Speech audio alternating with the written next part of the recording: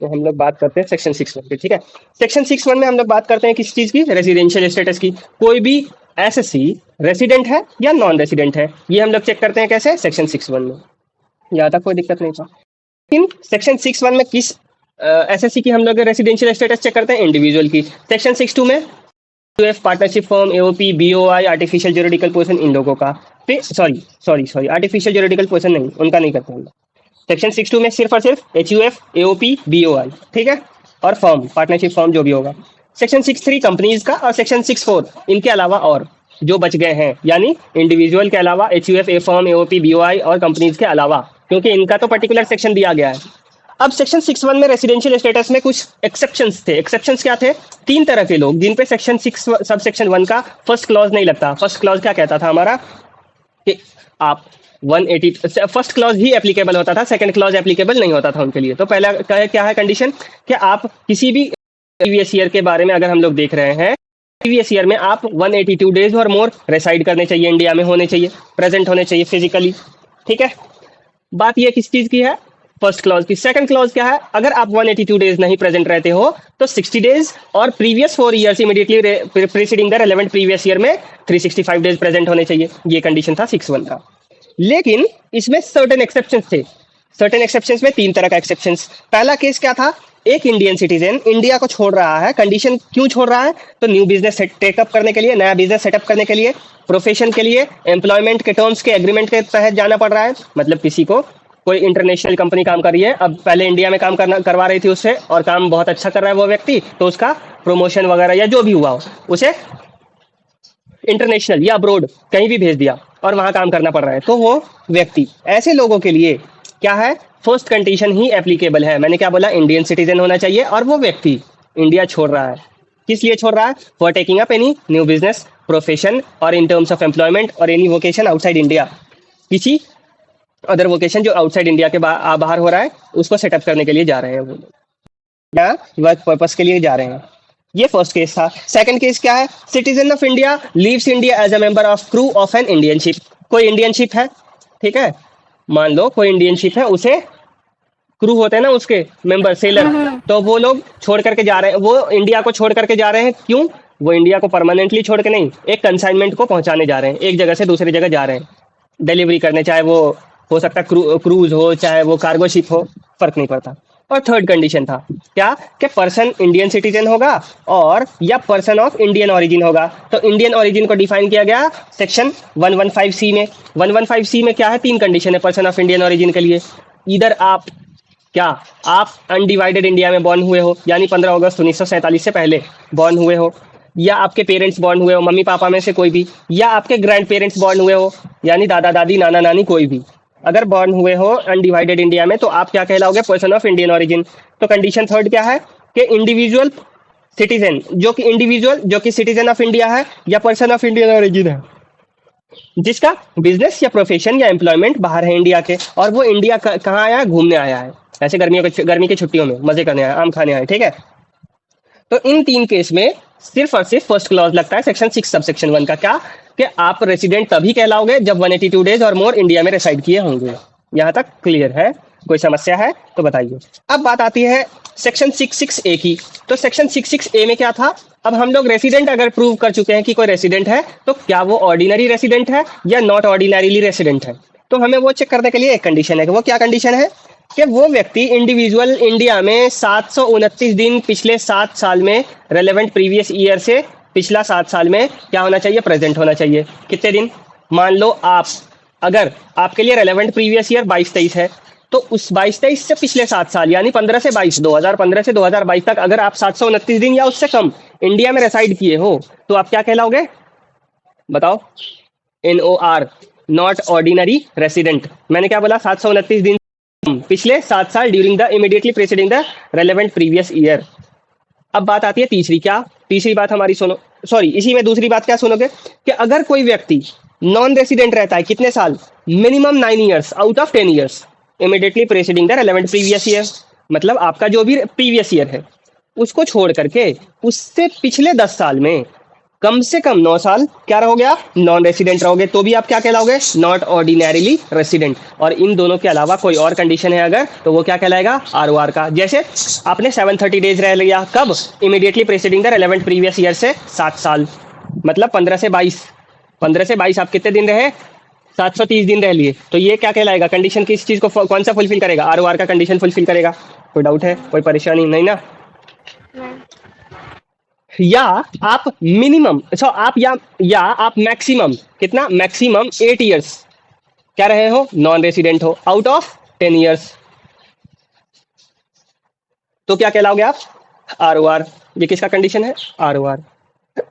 बताओ, अब ओरली याद हो गया। अब आप सेक्शन 6(2) पे क्या कहता है, रेसिडेंशियल स्टेटस किसकी किसकी बात करते हैं, HUF की, फॉर्म की, AOP की, BOI की। तो सबसे पहले HUF की बात करते हैं। तो HUF का रेसिडेंशियल स्टेटस हम लोग डिटरमाइन करते हैं किस चीज के बेसिस पे, control and management of its affairs. जो जो भी है कंट्रोल एंड मैनेजमेंट जहां सिचुएटेड होगा वही HUF, अगर इंडिया में पार्टली रहे या होली रहे तो वो वैसा HUF क्या कहलाएगा, बताओ। अगर इंडिया में पार्टली रहे या होली रहे, क्या, control and management of any HUF, वो क्या कहलाएगा आपका, बताइए, वो क्या कहलाएगा, रेसिडेंट। और अगर मान लो कि आपका कंट्रोल एंड मैनेजमेंट इंडिया के बाहर है और पार्टली नहीं, होली बाहर है, कंप्लीटली बाहर है, तो क्या कहलाएगा, ऐसे कंडीशन में क्या कहलाएगा, नॉन रेसिडेंट। सेक्शन 66(2) 66(b) जैसे था उसी तरह से 66(b) भी है। क्या, NOR के लिए 729 दिन पिछले 7 साल immediately preceding the relevant previous year में होने चाहिए, या मिनिमम 9 इयर्स के लिए आप नॉन रेसिडेंट रहो। और ROR के लिए 730 दिन या उससे ज्यादा रेसिडेंट रहेगा कौन, बताओ बताओ। रेसिडेंट कितने साल के लिए रहेगा, 8 साल, out of 10 years immediately preceding the relevant previous year. ठीक है, यहाँ तक कोई डाउट है, फॉर्म, AOP, BO, अच्छा ठीक। रेसिडेंट और HUF में जिसके जो कंट्रोल एंड मैनेजमेंट करता है वो कौन होता है, कर्ता। और कर्ता जहां रहेगा वही हम लोग क्या मानेंगे उसको। अब है सेक्शन 5 की बारी, किसकी, सेक्शन 5 क्या कहता है, scope of total income tax, income या टैक्स इंसिडेंस। टैक्स इंसिडेंस का मतलब कब टैक्स कहां लगेगा। तो हमने आप लोगों को 3 कंडीशन बताया है अभी तक, क्या क्या क्या, बताओ, दिख रहा है, दिख रहा है ना। एक ROR होता है, एक NOR होता है, और तीसरा क्या होता है, NR का मतलब non resident, not ordinarily resident, और रेसिडेंट एंड ऑर्डिनरीली रेसिडेंट, ये है 3 कंडीशन। तो किसका पैसा कहाँ अराइज होता है और कब अक्रू हुआ, कब अराइज हुआ और कब टैक्सेबल होगा, ये हम लोग किस पे देखते हैं, टैक्स इंसिडेंस पे, कब कहाँ हुआ उसके बेसिस पे हमारा चार्ज करना होता है। तो ROR के केस में क्या होता है, इनकम अक्रूइंग और अराइजिंग इन इंडिया और डीम्ड टू अक्रू और arise in India whether received in India और आउटसाइड इंडिया। कहने का मतलब क्या है, इनकम अराइजिंग या अक्रूइंग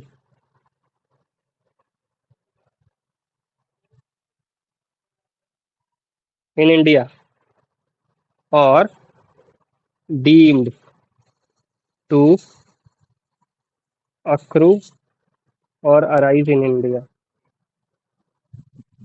अक्रू और arise in India whether received in India और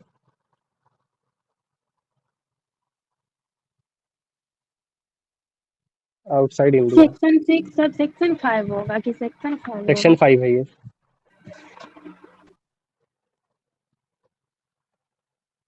ROR के केस में क्या, इनकम अराइजिंग और अक्रूइंग इन इंडिया और डीम टू अक्रू और arise in India whether received in India और आउटसाइड इंडिया। ROR के केस में क्या होगा, वो टैक्सेबल होगा। चलो पहले इसको समझते हैं, अक्रू और अराइज। अराइज का मतलब जहां उत्पन्न हुआ हो, जहां पैदा हुआ हो, जहां से हम लोगों को पैसा आया है। तो कहाँ, इंडिया में चाहे पैसा अक्रू हुआ हो या अराइज हुआ हो, ठीक है। या डीम्ड इनकम है, मतलब माना गया ये कि इंडिया में ही अक्रू अराइज हुआ, तो वो क्या कहलाएगा। अच्छा, इनकम अक्रूइंग और अराइजिंग की बात करते हैं ना, तो ये हमारा सेक्शन 9 में कंप्लीटली डिस्क्राइब किया गया कि कब कौन कौन से कंडीशन है जहां हमें इनकम अक्रू और अराइज होगा। ठीक है, इंडिया में माना जाएगा कि हाँ ये इनकम हमारा इंडिया में अक्रूअराइज हुआ है। तो ये हमारा सेक्शन किसमें दिया है, बोलो। तो सेक्शन 9 में दिया है। उसके बाद हम लोग देखते हैं एनओआर का कंडीशन। चलो एनओआर का पहले कंडीशन देखो। Not ordinary resident. देखो ये कंडीशन ना, income accruing arising in India और deem to accrue arise in India, सबके केस में टैक्सेबल है। अगर इनकम इंडिया में अक्रू हुआ अराइज हुआ, मतलब गवर्नमेंट ने क्या बोला, भैया तुम हमारे देश से पैसे कमा रहे हो, हम तो टैक्स लेंगे ही, तुम विदेशी हो तो क्या फर्क पड़ता है। यानी आरओआर से तो पैसे लेंगे ही लेंगे, एनओआर से भी पैसे लेंगे साथ में। अगर नॉन रेसिडेंट हो आप, फिर भी आपके लिए ये पैसा, अगर आपने इनकम इंडिया में अराइज किया है, इंडिया से पैसे कमाए हैं, तो आपको टैक्स देने पड़ेंगे। कैसा, जैसे प्लेयर्स जो इंटरनेशनल प्लेयर्स होते हैं, क्रिकेट खेलने आते हैं तो उनको कुछ पैसा मिलता है, आईपीएल खेलते हैं ना, तो आईपीएल में कुछ पैसा मिलता है। वो पैसा जो मिलता है ना, वो पैसा, वो तो नॉन रेसिडेंट है, वो तो नॉन रेसिडेंट है, कुछ पल के लिए आते हैं, ज़्यादा दिनों के लिए तो आते नहीं हैं। तो नॉन रेसिडेंट है, तो फिर वो मान लो किसी कोई नॉन रेसिडेंट है, तो उनको तो टैक्स नहीं होना चाहिए। लेकिन उनके लिए ये कंडीशन बोलती है गवर्नमेंट, ना भैया आप हमारे देश में आए हो, तो हम तो पैसे हमारे देश से कमा के जा रहे हो, तो हम तो चार्ज करेंगे टैक्स, हम तो छोड़ने वाले नहीं हैं, हम इतने अच्छे आदमी नहीं हैं, ऐसा बोलती है गवर्नमेंट। तो हमने बोला ठीक है यार, मान ही कौन रहा है कि अच्छे इनकम अक्रूइंग और अराइजिंग इन इंडिया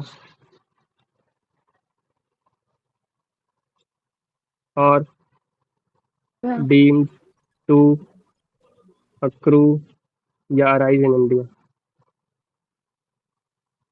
ठीक है, यही सेम बातें हैं और कुछ नहीं है, चाहे वो इंडिया में रिसीव हुआ हो ये वाला लाइन या नहीं, वो भी कॉपी होगा। इसी तरह से similar line as it is NR के केस में भी क्या लिख लो, इनकम अक्रूइंग या अराइजिंग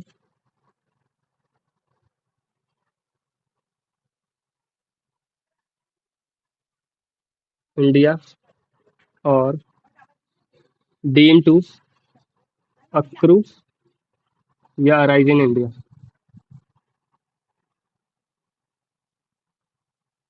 ठीक है, फर्स्ट कंडीशन में आई गेस किसी को भी प्रॉब्लम नहीं है, कोई दिक्कत नहीं, बोलो।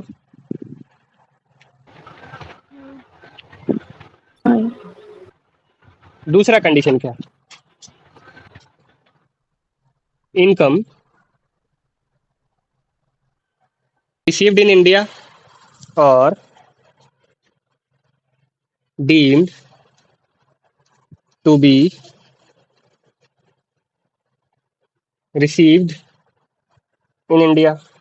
चाहे इनकम इंडिया में रिसीव हुआ हो या अज्यूम किया गया है, मान लो कोई ऐसा मान लो आपका कोई बैंक अकाउंट है, ठीक है, जो आपने यहाँ खुलवा रखा है, बिहार में, पटना में, कहीं भी, ठीक है, दिल्ली में, तो इंडिया के किसी भी लोकेशन पे आपने अकाउंट खुलवा रखा है। आप गए अमेरिका, वहाँ पे कोई स्टेट बैंक एसबीआई का यहाँ पे आप अकाउंट खुला रखा है, आप गए अमेरिका, वहाँ पे भी एसबीआई का अकाउंट था, मतलब ब्रांच था, वहाँ गए और कुछ पैसे डाल दिए, तो ये अज्यूम किया जाएगा, क्या अज्यूम किया जाएगा, कि ये पैसा आपने अमेरिका में नहीं इंडिया में डाला है, क्योंकि आपके अकाउंट में जा रहा है भाई, पैसा आप डाल रहे हो अमेरिका में, लेकिन पहुंच तो आप इंडिया में एसेसिबल है ना वो पैसा, आप तो इंडियन अकाउंट में डाल रहे हो ना। इसीलिए बोलते हैं उसी को क्या, डीम टू अक्रू और deem to be received in India, ये माना जाता है कि आपने इंडिया में रिसीव किया है। फिर थर्ड कंडीशन देखो, इनकम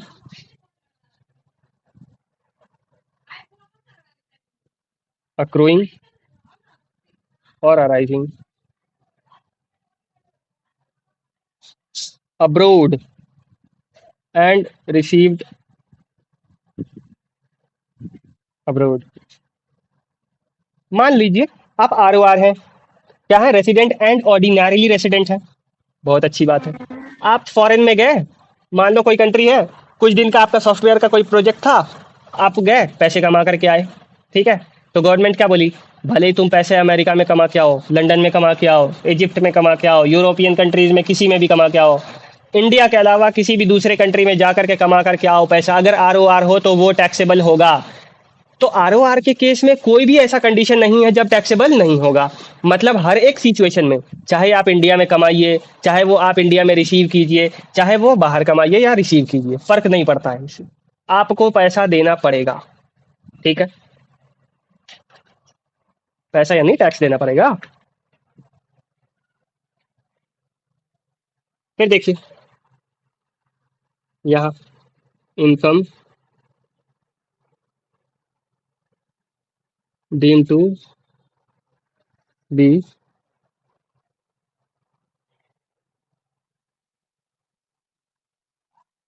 एक काम करो, इनकम रिसीव्ड इन इंडिया, नींद आ रहा है क्या? और नहीं। Deem to be received in India. ठीक है, इनकम इंडिया में रिसीव हुआ हो या डीम माना गया हो क्या कि आपने इंडिया में पैसा रिसीव किया है। उसी तरह से एनआर के केस में भी इनकम रिसीव्ड इन इंडिया और डीम्ड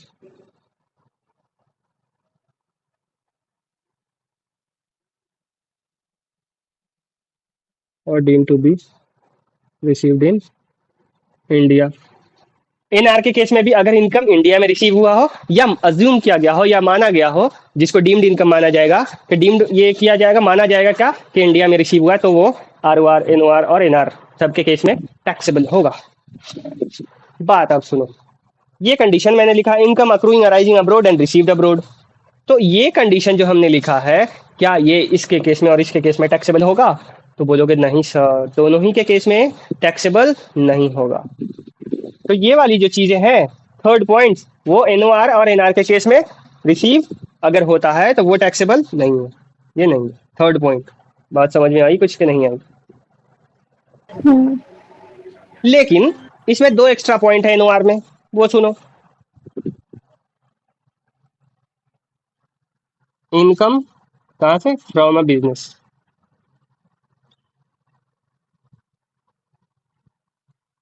कैरीड आउटसाइड इंडिया। कोई ऐसा बिजनेस है जो इंडिया के बाहर किया जा रहा हो, but but controlled from India, बैठ के आप इंडिया से कंट्रोल कर रहे हो, ऐसे कंडीशन में टैक्सेबल हो जाएगा वो। बात समझे? नहीं समझ आई? लेकिन फोर्थ कंडीशन इसमें भी, एनआर के भी, नॉन रेसिडेंट के केस में भी, नॉन रेसिडेंट के केस में टैक्सेबल फोर्थ कंडीशन नहीं होगा। ठीक है, फिफ्थ कंडीशन एक और है, क्या है देखो, इसमें इस तीन के अलावा कोई चौथा कंडीशन बनता नहीं है। क्यों? क्योंकि इस तीन में दुनिया का हर एक, लगभग लगभग हर एक कंडीशन कवर हो जाता है। तो इसीलिए आर ओ आर अगर हो तो हर एक सिचुएशन में आपको पैसा देना पड़ेगा। एन ओ आर हो तो एन ओ आर के केस में क्या क्या है वो हम बता देते हैं आपको। फिर देखो, income from profession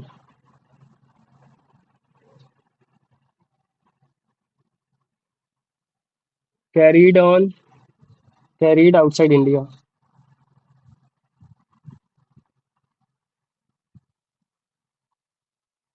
which was initially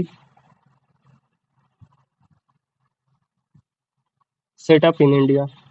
मतलब एक ऐसे प्रोफेशन से आपको पैसा आ रहा है जिस प्रोफेशन का, अगर आपको मान लीजिए किसी ऐसे प्रोफेशन से पैसा आ रहा है जिस प्रोफेशन को आप इंडिया के बाहर कैरी आउट कर रहे हो, मतलब इंडिया के बाहर काम कर रहे हो, उस प्रोफेशन का इस्तेमाल करके पैसे अर्न कर रहे हो, लेकिन उसका इनिशियल सेटअप ना इंडिया में किया था आपने, तो ऐसे कंडीशन में एनओआर के केस में टैक्सेबल हो जाएगा, लेकिन एनआर के केस में टैक्सेबल नहीं होगा। एनआर क्या है? नॉन रेसिडेंट की बात कर रहे हैं। तो ये हमारा सेक्शन 5 था। सेक्शन 5 फिर से पढ़ लो। आरओआर के केस में हर एक कंडीशन कैसे? First condition income accruing arising in India और deem to accrue arise in India, whether received in India और आउटसाइड इंडिया मैटर नहीं करता, हमेशा टैक्सेबल होगा। और यही कंडीशन एनओआर और एनआर दोनों में भी 100% एप्लीकेबल है। फिर सेकंड नंबर कंडीशन क्या है? इनकम रिसीव्ड इन इंडिया और deem to be received in India. ऐसा इनकम जो इंडिया में रिसीव हुआ हो या अज्यूम किया गया हो कि इंडिया में रिसीव हुआ है, वैसा इनकम क्या होगा? तीनों केस में टैक्सेबल, यानी आरओआर, एनओआर और एनआर के केस में टैक्सेबल।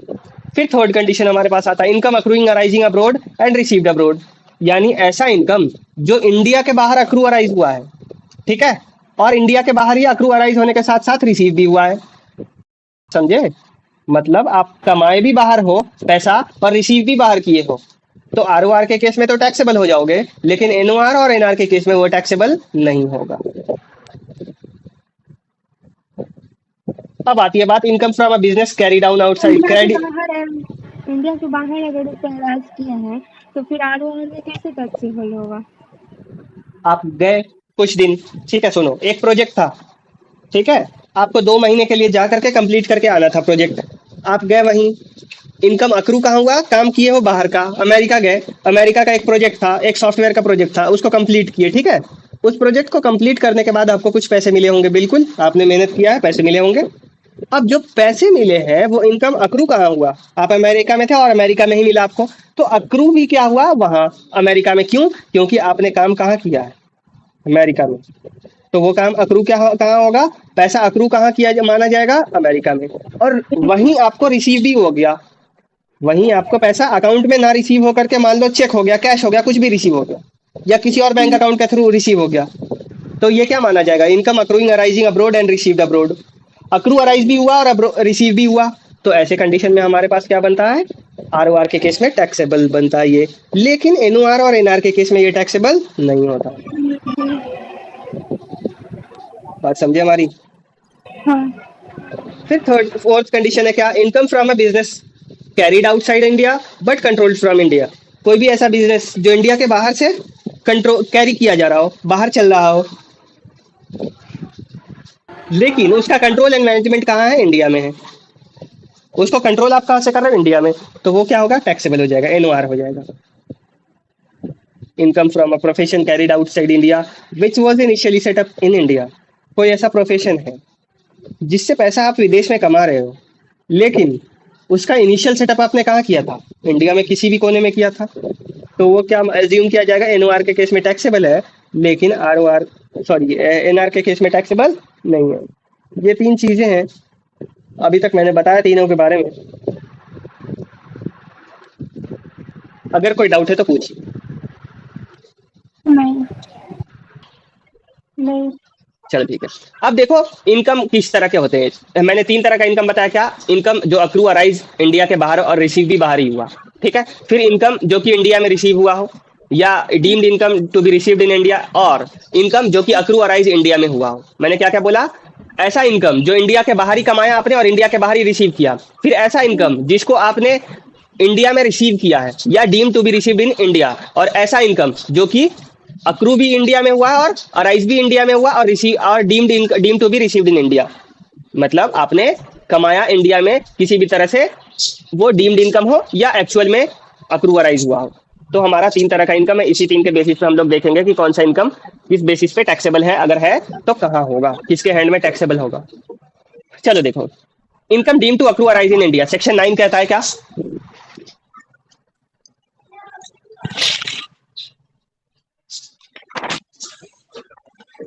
ऊपर को नहीं दिख रहा है। ओहो, रुक जाओ रुक जाओ, एक काम करता हूँ, देख अब दिख रहा है। हाँ दिख रहा है। सेक्शन 9 में क्या है, इनकम डीम टू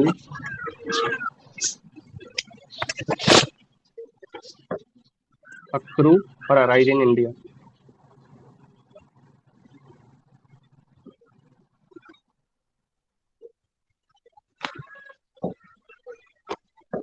सबसे पहला इनकम क्या है, सैलरी इनकम। इस सैलरी इनकम को कब मानेंगे हम लोग, कि हमारे इंडिया में अक्रू या अराइज हुआ है। आप सैलरी इनकम को कब मानोगे, तो देखो, salary income is deem to accrue arise in India if the services are rendered in India. अगर आप इंडिया में बैठ करके किसी कंपनी को सर्विस दे रहे हो, तो वो कंपनी का पैसा क्या माना जाएगा आपके लिए, deem to be accrue, deem to receive, deem to accrue arise in India. ये अज्यूम किया जाएगा कि वो इंडिया में अक्रू या अराइज हुआ है।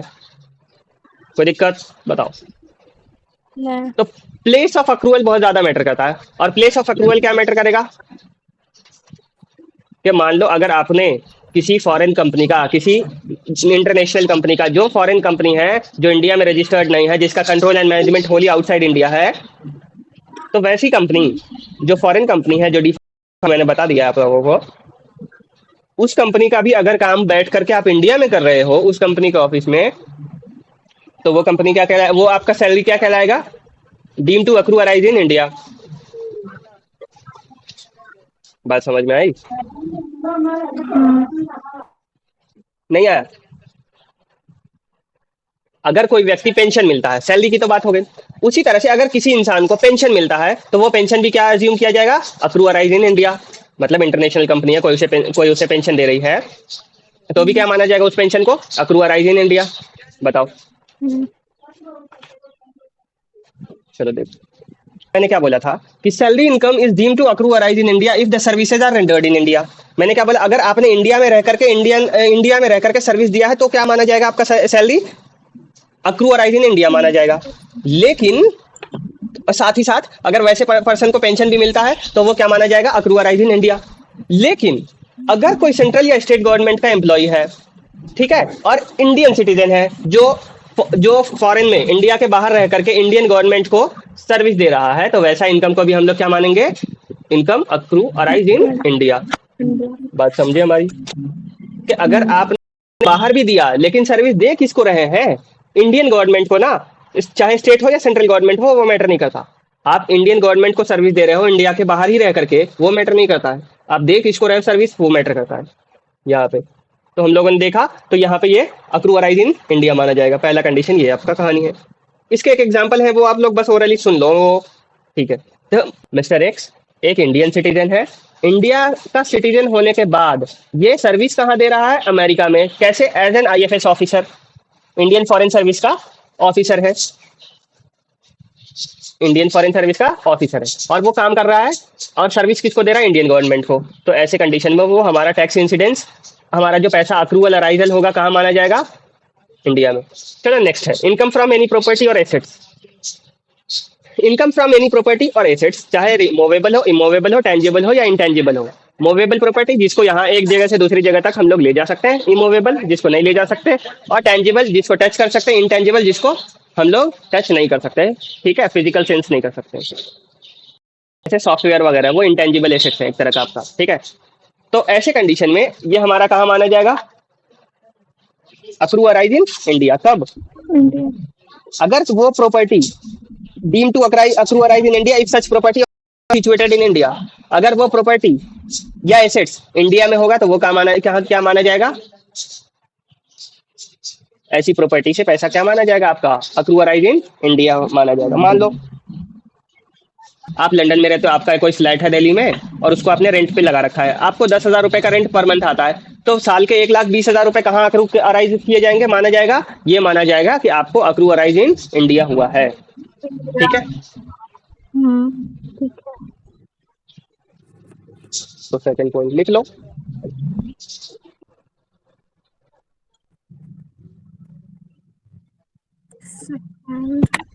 इनकम फ्रॉम एनी प्रॉपर्टी और एसेट्स।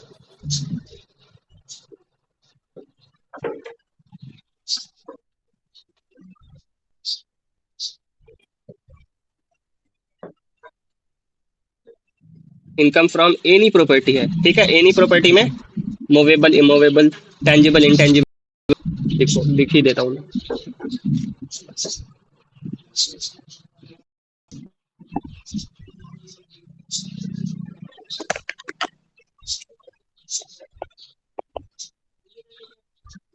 टेंजिबल, इंटेंजिबल,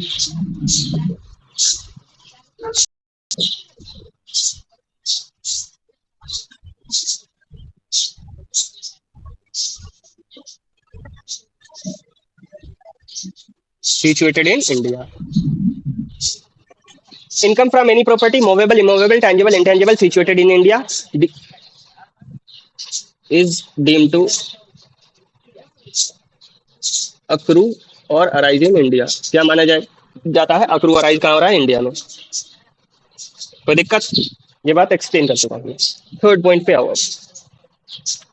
इनकम, एक second, income from transfer of any,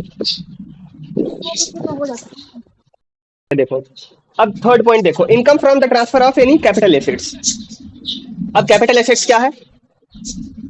कोई भी कैपिटल एसेट्स का हमारा कैपिटल गेन आता है, तो capital gain from the transfer of any capital asset situated in India would B taxable in India irrespective of residential status of the assessee. कहने का मतलब क्या है हमारे कि कैपिटल गेन, अगर किसी भी तरह का आपको कैपिटल गेन हुआ है और from the transfer of any capital assets.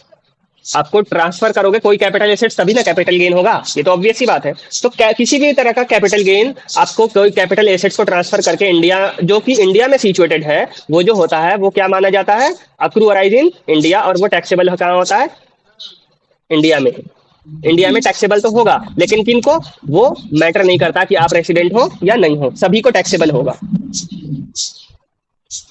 चलो एक चीज बात सुनो, हमारा शेयर्स जो होता है कंपनीज का, किसी भी कंपनीज का शेयर्स जो होता है वो भी एक तरह का कैपिटल एसेट्स है। शेयर्स भी तो कैपिटल एसेट्स है। हम्म, तो ऐसे कंडीशन में इंडियन कंपनी का अगर से है तो वो क्या अज्यूम किया जाता है कि इंडिया में सिचुएटेड है, और किसी फॉरेन कंपनी का ऐसे वो शेयर्स है तो वो क्या माना जाता है, outside India. So capital gains from the transfer of shares of Indian companies shall be deemed to accrue arise in India, whereas capital gains arising from the transfer of shares of foreign companies shall be deemed to accrue arise outside India। मैंने क्या बोला, दो बात। एक तो पहली बात बोला कि कैपिटल गेन्स जो होता है, अगर ट्रांसफर ऑफ कैपिटल एसेट से कोई कैपिटल गेन होता है और वो कैपिटल कैसा है, जो इंडिया में सिचुएटेड है, तो वैसे एसेट्स जो कि इंडिया में सिचुएटेड है उनको ट्रांसफर करके जो कैपिटल गेन होगा वो टैक्सेबल होगा irrespective of the residential status. मतलब हर किसी के हैंड में टैक्सेबल होगा, रेसिडेंट नॉन रेसिडेंट दोनों ही के हैंड में। अब बात आती है एक जगह कंफ्यूजन कि भाई हम लोग इंडिया में रहते हैं, इंडिया में रहने के साथ हमारे पास ना एक प्रॉब्लम है, क्या है कि इंडियन कंपनीज जो होती है हमारे पास, उनका शेयर को हम क्या मानेंगे, deem to accrue arise in India. क्या मानेंगे हम लोग, इंडियन कंपनीज का जो शेयर्स है उसको हम लोग मानेंगे इंडियन, इंडिया में सिचुएटेड है। और फॉरेन कंपनीज का जो शेयर है, भले ही स्टॉक एक्सचेंज हम लोग इंडियन स्टॉक एक्सचेंज पे उसका डील ट्रांजैक्शन कर सकते हैं, लेकिन फिर भी उसको हम लोग क्या मानेंगे, बोलो, deem to accrue arise outside India.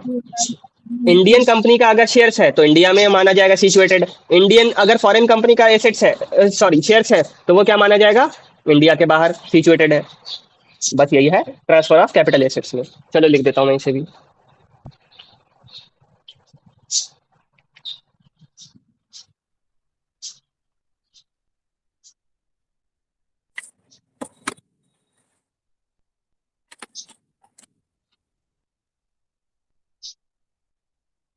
Income from the transfer of capital assets. ठीक है, अब वो सुनो,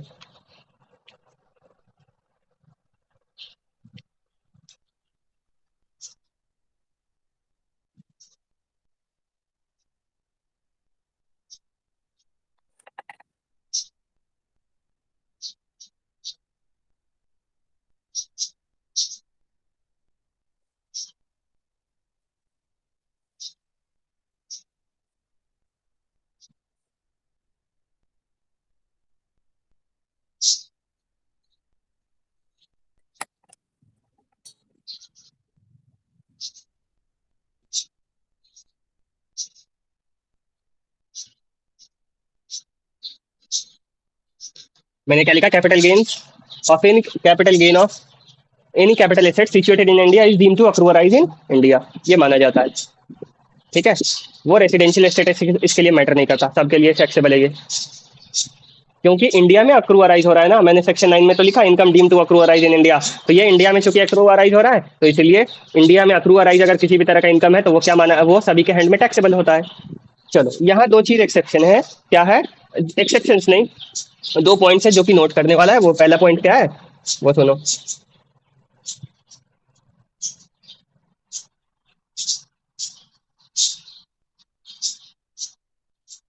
शेयर्स ऑफ इंडियन कंपनी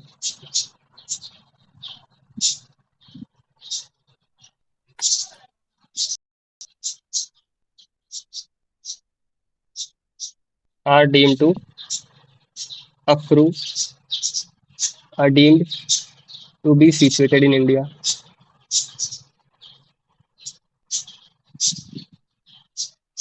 ठीक है, और यहीं पे shares of foreign company are deemed to be situated outside India।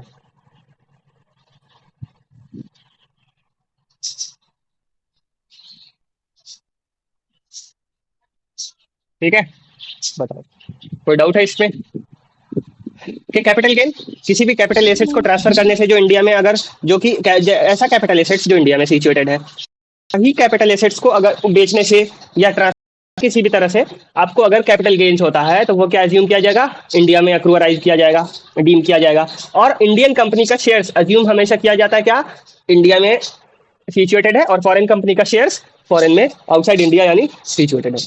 Fourth point देखो, income from business connections in India. वो सुनो, business connections means any activity undertaken in India to in relation to business apart from the normal foreign operations of the business, that is business operations are being undertaken in India as well as outside India. In any business, many activities are undertaken to earn profit. If any of those activities are undertaken in India, then it will be treated as business connections in India. Tax needs to be paid in India on the profits earned due to any activity carried out in India. Or business connection can exist in the form of branch, agency, subsidiary, or a factory in India. Business मतलब income from a business connection जो होता है, मान लीजिए आपका कोई business है, foreign में से आप सब कुछ हैंडल कर रहे हो, लेकिन उसका मैन्युफैक्चरिंग प्लांट इंडिया में, सस्ते लेबर के कारण, अच्छा ठीक है। जैसे मान लो सैमसंग है ना, मान लो एक पल के लिए, तो सैमसंग के कुछ प्लांट लगे हैं नोएडा में, उस प्लांट में बहुत सारे वर्कर्स होंगे, काम कर रहे होंगे, तो वो क्या माना, बिजनेस कनेक्शंस, सैमसंग का बिजनेस कनेक्शन इंडिया में भी है, ये मान लिया गया। अब इससे जो प्रॉफिट्स आएगा वो क्या माना जाएगा, अक्रूअराइज कहाँ माना जाएगा, इंडिया में। अब सुनो, business connection would exist if any non-resident has business outside India but he has an agent in India. सुनो, ये एक फोर्थ पॉइंट जो है ना, बहुत क्रिटिकल और इंपॉर्टेंट पॉइंट है, फिफ्थ और सिक्स्थ। तो हम क्या कर रहे हैं, आप लोगों को पहले एक चीज, आपको फोटो भेजते हैं, उसके हिसाब से बताता हूँ मैं। बिजनेस कनेक्शन का मतलब सुनो, इंडिया में होगा और आउटसाइड इंडिया होगा, जिसमें ब्रांच एजेंट सब्सिडियरी के फॉर्म में होगा, या ब्रांच के एजेंट के फॉर्म में होगा, फैक्ट्री के फॉर्म में होगा, किसी भी फॉर्म में हो, वो मैटर नहीं करता। अब बोलोगे क्या सर, ऐसा कुछ समझ नहीं आ रहा है, ऐसा कोई बिजनेस बताइए जिसका कनेक्शन आउटसाइड इंडिया हो, जो बाहर का बिजनेस हो और इंडिया में ऐसा काम कर रहा हो, तो उसको बिजनेस कनेक्शंस को बताइए आप हमें। सुनो एक काम, बात सुनो। जैसे देखो, न्यूज़पेपर है, कुछ इंटरनेशनल न्यूज़पेपर इंडिया में भी पब्लिश होता है, तो जो इंडिया में पब्लिश हुआ उससे जो प्रॉफिट आएगा वो इंडिया का माना जाएगा ना। हम्म कोई फिल्म है, इंडिया में आके शूट किया आपने, तो गवर्नमेंट क्या बोली, हमारा रिसोर्सेज यूज करो, चलो हमें टैक्स पे करो, उसके बाद जाओगे, ऐसा बोलते, समझे। हाँ बिजनेस कनेक्शन में यही सब आता है, business connections in India. Business connections means any activity undertaken in India in relation to a business apart from the normal foreign operations of the business. That is, business operations are being undertaken in India as well as outside India. मतलब India में भी आप काम कर रहे हो और India के बाहर भी काम कर रहे हो, तभी जाकर के बिजनेस कनेक्शन का मीनिंग फुलफिल होता है। In any business many activities are undertaken to earn profit, ये तो नॉर्मल सी बात है, बहुत सारे हम लोग काम करते हैं जो प्रॉफिट अर्न करने के लिए हमारे सोर्सेज बनते हैं। If any of those activities are undertaken in India, then it will be treated as business connections in India. Tax needs to be paid in India on the profit earned due to any activity carried out in India. Business connection can exist in the form of branch, agency, subsidiary or a factory in India. क्या है वो बात सुनो, tax कब पे करना पड़ेगा, India में पे करना पड़ेगा, on the profit earn due to any activity carried out in India. कोई भी प्रॉफिट आपने इंडिया में कैरी आउट करके कमाया है, इंडिया में कुछ बिजनेस करके कमाया है अगर आपने किसी भी प्रकार का, तो वो प्रॉफिट कहाँ क्या डीम किया जाएगा, इंडिया में, और वो टैक्सेबल हो जाएगा। अक्रू क्या माना जाएगा, ये कि इंडिया में अक्रूअराइज हुआ है। फर्स्ट उसी में सब पॉइंट देखोगे, business connection would exist if any non resident has business outside India but he has an agent in India. मान लीजिए आप कोई नॉन रेसिडेंट हो और आपका बिजनेस इंडिया के बाहर चल रहा है, लेकिन इंडिया में क्या है, आपका एजेंट है। एजेंट आपका ऐसा एजेंट है जो आपके लिए, आपके बिजनेस का, आपके बिहाफ पे सारा काम बिजनेस का कर रहा है। वो क्या है, सुनो, habitually secures orders in India for the non resident. उस नॉन रेसिडेंट के लिए जो ऑर्डर है इंडिया में रिसीव करने का, मतलब आप अगर कोई चीज ऑर्डर दोगे तो कैसे दोगे, ऑर्डर तो देना है आपको, तो कोई प्रेजेंस होना चाहिए ना, फिजिकल। अगर फिजिकल प्रेजेंस नहीं होगा तो आप बिलीव नहीं करते हो, तो इसीलिए उसने अपने एजेंट को बिठाया कि भाई ठीक है, मैं तो बाहर रहता हूँ, मैं तो नॉन रेसिडेंट हूँ, इंडिया के बाहर मेरा बिजनेस है, वहां देख रहा हूँ, तुम क्या करो, एक एजेंट को एस्टेब्लिश किया, उन्होंने बोला कि तुम इंडिया का सारा काम देखोगे, तो वो इंडिया का सारा काम देख रहा है। तो अगर कोई ऑर्डर है, वो हैबिचुअली मतलब रेगुलर इंटरवल पे वो सारा काम, उसका ऑर्डर लेना, ऑर्डर देना, सारा काम करता है वो एजेंट इंडिया में रह करके, इंडिया का सारा ऑर्डर वो चेक करता है, पहली बात। दूसरी बात, habitually maintain stocks of goods in India from which he regularly deliver goods to the buyers on behalf of the non resident. और कुछ स्टॉक्स अपने पास भी रखते हैं, मान लीजिए इतने स्टॉक्स के अभी मान लो इंडिया से बाहर है, तो शिप से आने में जाने में, चाहे फ्लाइट से ही आने जाने में टाइम लगता है, और चाहिए आपको सामान अभी के अभी। तो क्या हम लोग स्टॉक्स मेंटेन करते हैं? तो वो जो स्टॉक्स है वो मेंटेन करना किसका काम है? उसी एजेंट का। और थर्ड काम, habitually exercises in India and authority to conclude contracts on behalf of the non resident. मतलब वो ऑथराइज्ड एजेंट जो है, वो जो भी कॉन्ट्रैक्ट्स करेगा, वो जो भी काम करेगा, वो क्या अज्यूम किया जाएगा, जो भी कॉन्ट्रैक्ट किया जाएगा वो अज्यूम किया जाएगा कि वो एजेंट के बिहाफ पे कर रहा है, और ऐसा माना जाएगा कि वो जो नॉन रेसिडेंट है ना, वो जो नॉन रेसिडेंट है उसके बिहाफ पे एजेंट काम कर रहा है, कॉन्ट्रैक्ट कर रहा है, और वो टैक्सेबल है। ठीक है, बात यहाँ तक समझ में आई। और हैबिचुअली कंक्लूड्स कॉन्ट्रैक्ट्स और habitually plays the principal role leading to conclusion of contracts by that non resident and the contracts are in the manner are in the name of non resident और involve transfer of ownership और of any property owned by the non-resident or granting of the right to use any property owned by the non-resident or are for the provision of services by the non-resident। क्या क्या बोल दिए? तीन चीजें ध्यान में रखना। इंडिया में रह करके वो एजेंट नॉन रेसिडेंट के बिहाफ पे ऑर्डर लेता है, ऑर्डर लेने के साथ साथ स्टॉक्स भी मेंटेन करता है इंडिया में, डिलीवर भी करता है गुड्स को नॉन रेसिडेंट के बिहाफ पे, और अगर जरूरत पड़े तो कॉन्ट्रैक्ट्स भी करता है। कॉन्ट्रैक्ट्स मतलब कोई टाई अप, बॉन्डिंग एग्रीमेंट वगैरह का कोई काम होगा तो वो नॉन रेसिडेंट के एब्सेंस में कौन करता है? ये एजेंट खुद करता है, और वो नॉन रेसिडेंट को बाइंडिंग होता है, नॉन रेसिडेंट को वो एक्ट बाइंड करता है। वो जो एजेंट कॉन्ट्रैक्ट करेगा वो नॉन रेसिडेंट के नेम पे करेगा, ठीक है, चाहे वो प्रॉपर्टी का ट्रांसफरशिप क्यों ना हो, प्रॉपर्टी का ओनरशिप का ट्रांसफर ही क्यों ना हो, वो नॉन रेसिडेंट के बिहाफ पे ही करेगा। या कोई ऐसा सर्विस जो वो नॉन रेसिडेंट देने के लिए एबल है, वो अगर एजेंट दे रहा है तो वो भी एज्यूम किया जाएगा कि वो कौन दे रहा है? एजेंट दे रहा है। बात हमारी इतनी समझ में आई आपको कि नहीं आई बताओ? फिर सेकंड पॉइंट है, in case of non resident the following operation shall not be treated as business connection in India and therefore income from such operation shall not be taxable.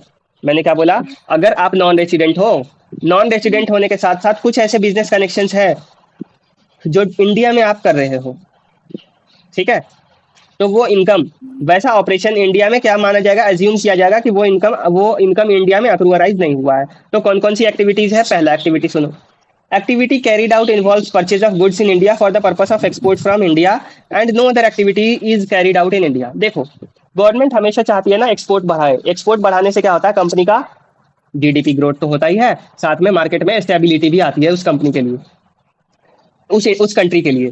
तो मान लो इंडिया से अगर गेहूं चावल एक्सपोर्ट होगा, तो कोई भी चीज एक्सपोर्ट होगी तो इंडिया का ग्रोथ होगा, इंडिया में बिजनेस एक्सपेंशन होगा, इंडिया में पैसे ज्यादा होंगे।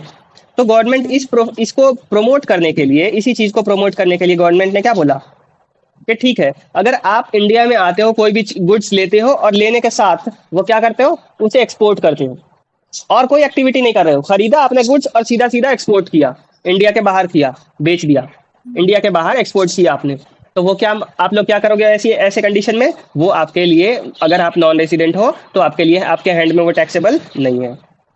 ठीक है, बात समझे हमारी? मान लो आप आए किसी कंट्री से, पाकिस्तान से, वहाँ गेहूं चावल आटा दाल का कमी है, पाकिस्तान से आया कोई गेहूं चावल आटा दाल खरीदने, इंडिया में आया, सब कुछ कर लिया, अब पैसे दिए उसने और एक्सपोर्ट कर लिया पूरा का पूरा दाना गेहूं चावल, पूरा का पूरा ट्रेन भर के ले जा रहा है वो। तो ऐसे कंडीशन में इंडिया से जो बाहर ले गया, तो वो ये नहीं माना जाएगा कि इंडिया में वो इनकम अक्रूवराइज हुआ, ठीक है, क्योंकि उसकी एक्टिविटी किस चीज के लिए है? सिर्फ और सिर्फ एक्सपोर्ट का उसका नेचर है। तो इसीलिए हम लोग क्या अज्यूम करते हैं उसको, वो नॉन रेसिडेंट के हैंड में टैक्सेबल नहीं होता है। ठीक है, नेक्स्ट पॉइंट देखो, B point, a non resident engaged in the business of running a news agency और publishing newspapers etc. If he undertakes collection of news and views for the transmission outside India, the newspaper should not be sold in India and the news should not be broadcasted in India। मान लो कोई newspaper agency है, वो India में आई, India में आने के साथ उसने क्या किया? बोलो, वो न्यूज़पेपर एजेंसी इंडिया में आया, या न्यूज का एजेंसी जो है ऑनलाइन, जो सॉरी ऑनलाइन बोल रहा हूँ, जो ब्रॉडकास्ट करते हैं, जैसे टीवी पे मेन लाइन जो होता है ना हमारा, वही है।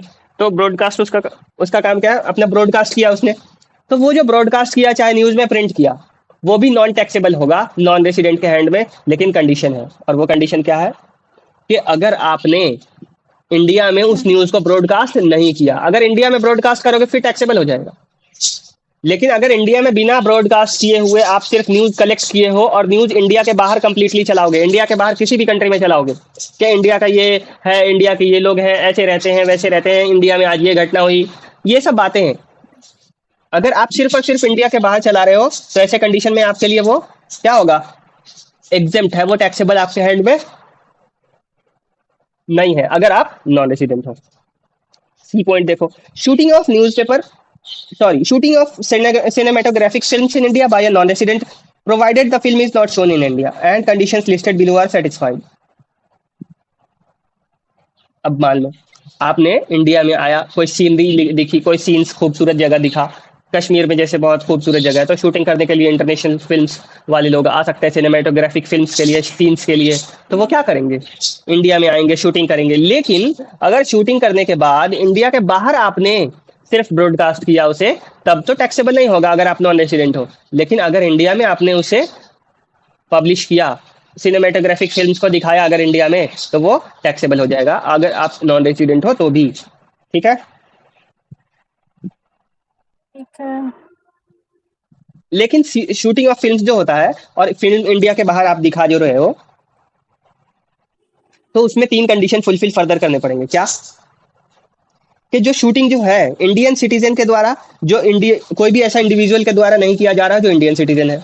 मतलब अगर आप इंडियन सिटीजन हो और इंडिया में रह करके शूटिंग कर रहे हो उस फिल्म की, मान लो कोई इंडिया में बहुत बढ़िया कैमरामैन है, ठीक है, उसको अमेरिकन कंपनी ने हायर किया और बोला कि कश्मीर का शूटिंग करो, हमें एक मूवी में यूज करना है, इस्तेमाल करना है, तो ऐसे कंडीशन में वो बिजनेस कनेक्शन इन इंडिया माना जाएगा और वैसा deem to accrue arise in India मान लिया जाएगा और वो टैक्सेबल हो जाएगा।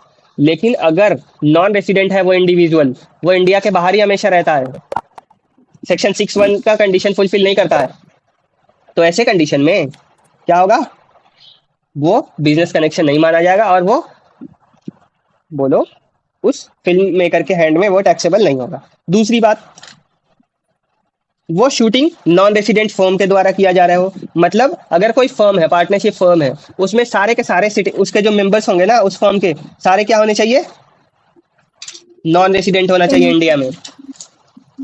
ठीक है, तभी जाकर के आप क्या कहलाओगे, नॉन रेसिडेंट फर्म। फिर अगर कोई कंपनी है तो उस कंपनी का सारा शेयर होल्डर्स नॉन रेसिडेंट होना चाहिए और कोई भी उसमें से इंडियन सिटीजन नहीं होना चाहिए। अगर इंडियन सिटीजन हुए तो फिर आपका income deem to accrue arise in India हो जाएगा, मान लिया जाएगा। समझ गए? 3 बातें हमने बताया। क्या? पहली बात, बिजनेस कनेक्शन एग्जिस्ट करेगा इंडिया में अगर माना जाए, क्या, अगर उस व्यक्ति का एजेंट है, इंडिया में ऑर्डर सिक्योर कर रहा है, स्टॉक मेंटेन करता है और कोई कॉन्ट्रैक्ट होगा तो वो नॉन रेसिडेंट के बिहाफ पे काम कर रहा है। पहली चीज है। और बिजनेस कनेक्शंस को हम लोग नहीं मानेंगे, मतलब इंडिया में मानेंगे कि बिजनेस कनेक्शन इसका काम का नहीं है। कब? 3 कंडीशन फुलफिल करो।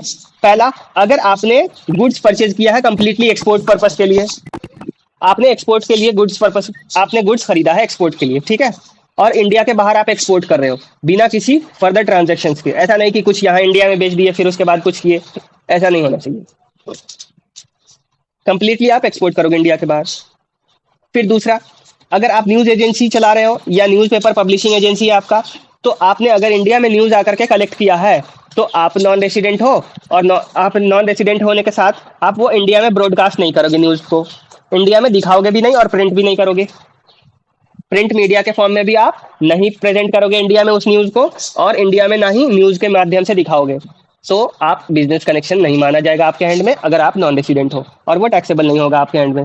फिर फिल्म का शूटिंग करने आए हो आप इंडिया में और शूटिंग करके ऐसी फिल्म बना रहे हो जिसको सिर्फ और सिर्फ इंडिया के बाहर आप आप दिखाओगे, ब्रॉडकास्ट करोगे, ठीक है, तो ऐसे कंडीशन में आपका वो, अगर आप नॉन रेसिडेंट हो तो नॉन टैक्सेबल माना जाएगा। लेकिन उसके लिए फर्दर 3 कंडीशन है। अगर आप इंडिविजुअल के द्वारा शूटिंग करवा रहे हो तो वो इंडिविजुअल नॉन रेसिडेंट होना चाहिए, साथ में इंडियन सिटीजन नहीं होना चाहिए। अगर फर्म के द्वारा करवा रहे हो तो वो भी फर्म कंप्लीटली नॉन रेसिडेंट होना चाहिए, यानी उसके हर एक मेंबर्स नॉन रेसिडेंट होने चाहिए और उसके सिटीजन और सारे मेंबर्स जो होंगे उस फर्म के वो सिटीजन भी नहीं होने चाहिए। और तीसरा कंडीशन क्या है, अगर आप नॉन रेसिडेंट हो तो अगर आप कंपनी है, आपकी कंपनी के जितने भी शेयर होल्डर्स है वो सारे क्या होंगे, नॉन रेसिडेंट होने चाहिए। जितने शेयर होल्डर्स हैं वो नॉन रेसिडेंट होने चाहिए और सिटीजन ऑफ इंडिया भी नहीं होने चाहिए। तो ऐसे कंडीशन में आपके हैंड में वो टैक्स नहीं लगेगा। ये हमने 4 पॉइंट डिस्कस किया। कितना किया? 4। 4 पॉइंट हमने डिस्कस कर रखा था। 5th पॉइंट क्या है? इंटरेस्ट है। इंटरेस्ट की बात करते हैं।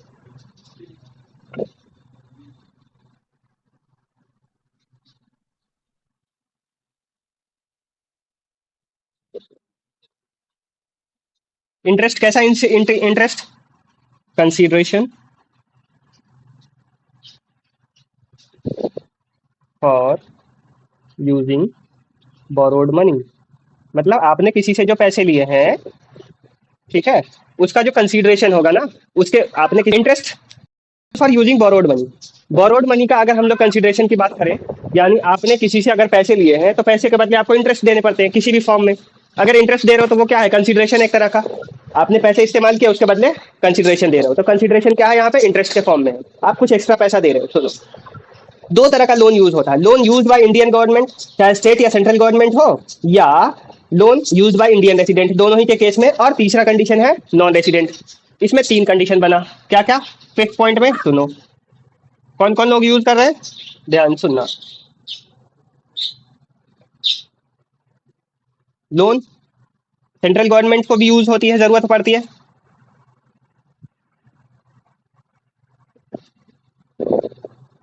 Loan use bye Indian government.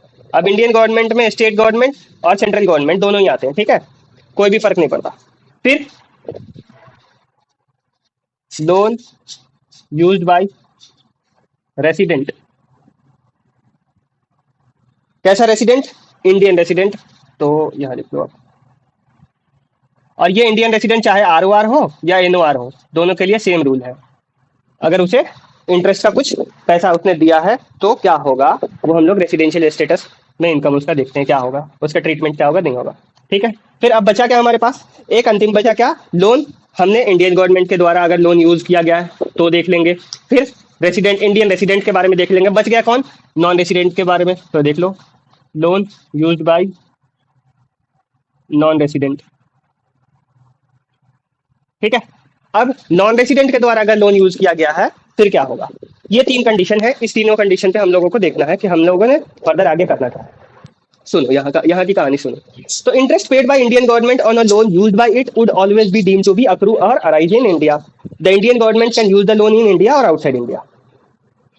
ये देखो, इंडियन गवर्नमेंट ने कोई लोन दिया आपसे, ठीक है, आप कहाँ रहते हो ये मैटर नहीं करता।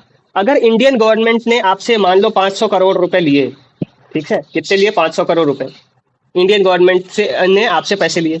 अब इंडियन गवर्नमेंट आपसे एट 4% इंटरेस्ट ली, एकदम सॉरी 10% ले लो राउंड फिगर में। तो 500 करोड़ का 10% कितना होगा? 50 करोड़। ये 50 करोड़ क्या हुआ? इंटरेस्ट हुआ आपका। ये जो 50 करोड़ रुपीज के इंटरेस्ट हैं, ये कैसे इंटरेस्ट है?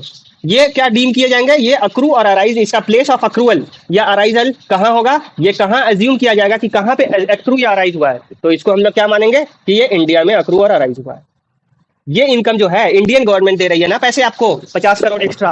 अरे ये तो प्रिंसिपल सम है, ये तो प्रिंसिपल है, इसमें तो कोई डिस्कशन ही नहीं है। लेकिन ये पैसे आप कमा रहे हो ना, अर्न कर रहे हो ना ये पैसे इंटरेस्ट के फॉर्म में।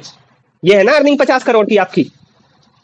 तो ये इंटरेस्ट आपका कहाँ एज्यूम किया जाएगा? क्या अक्रू कहाँ एज्यूम किया जाएगा कि कहाँ अक्रू हुआ या अराइज हुआ है? तो इंडिया में।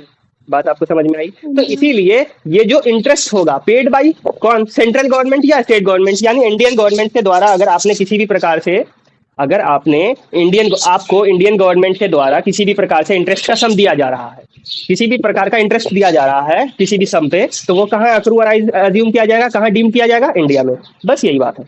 चाहे ये गवर्नमेंट 500 करोड़ का इंडिया में इस्तेमाल करे या बाहर इस्तेमाल करे, ये मैटर आपका डिस्कशन का नहीं है। इस पैसे की हमारी जो इच्छा होगी वो हम करेंगे। हम क्यों बताएं? आपका काम था पैसा देना, मैंने आपको पैसा दिया, आपको इंटरेस्ट चाहिए था, मैंने आपको इंटरेस्ट दिया। अब आप मेरे मैटर में क्यों ही इंटरफेयर करोगे? आपका बस इतना काम था पैसे का लेन देन, आपने कर दिया। अब उस पैसे का इस्तेमाल कैसे करना है, नहीं करना है, वो हमारे ऊपर, हमारे डिस्क्रिप्शन के ऊपर है, वो हमारी मर्जी के ऊपर, हमारी इच्छा के ऊपर है। हम उस पैसे को इंडिया में इस्तेमाल करें या इंडिया के बाहर इस्तेमाल करें, वो फर्क नहीं पड़ता। लेकिन उस पर जो इंटरेस्ट मैं दूंगा वो इंडिया में अक्रूअराइज किया जाएगा, ऐसा डीम किया जाता है।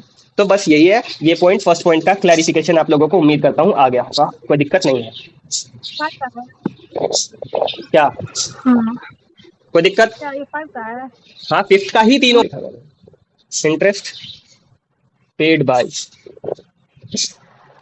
Indian government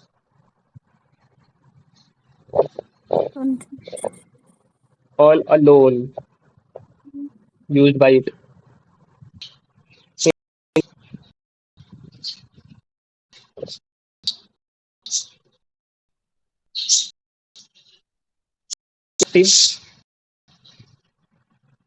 fact the sum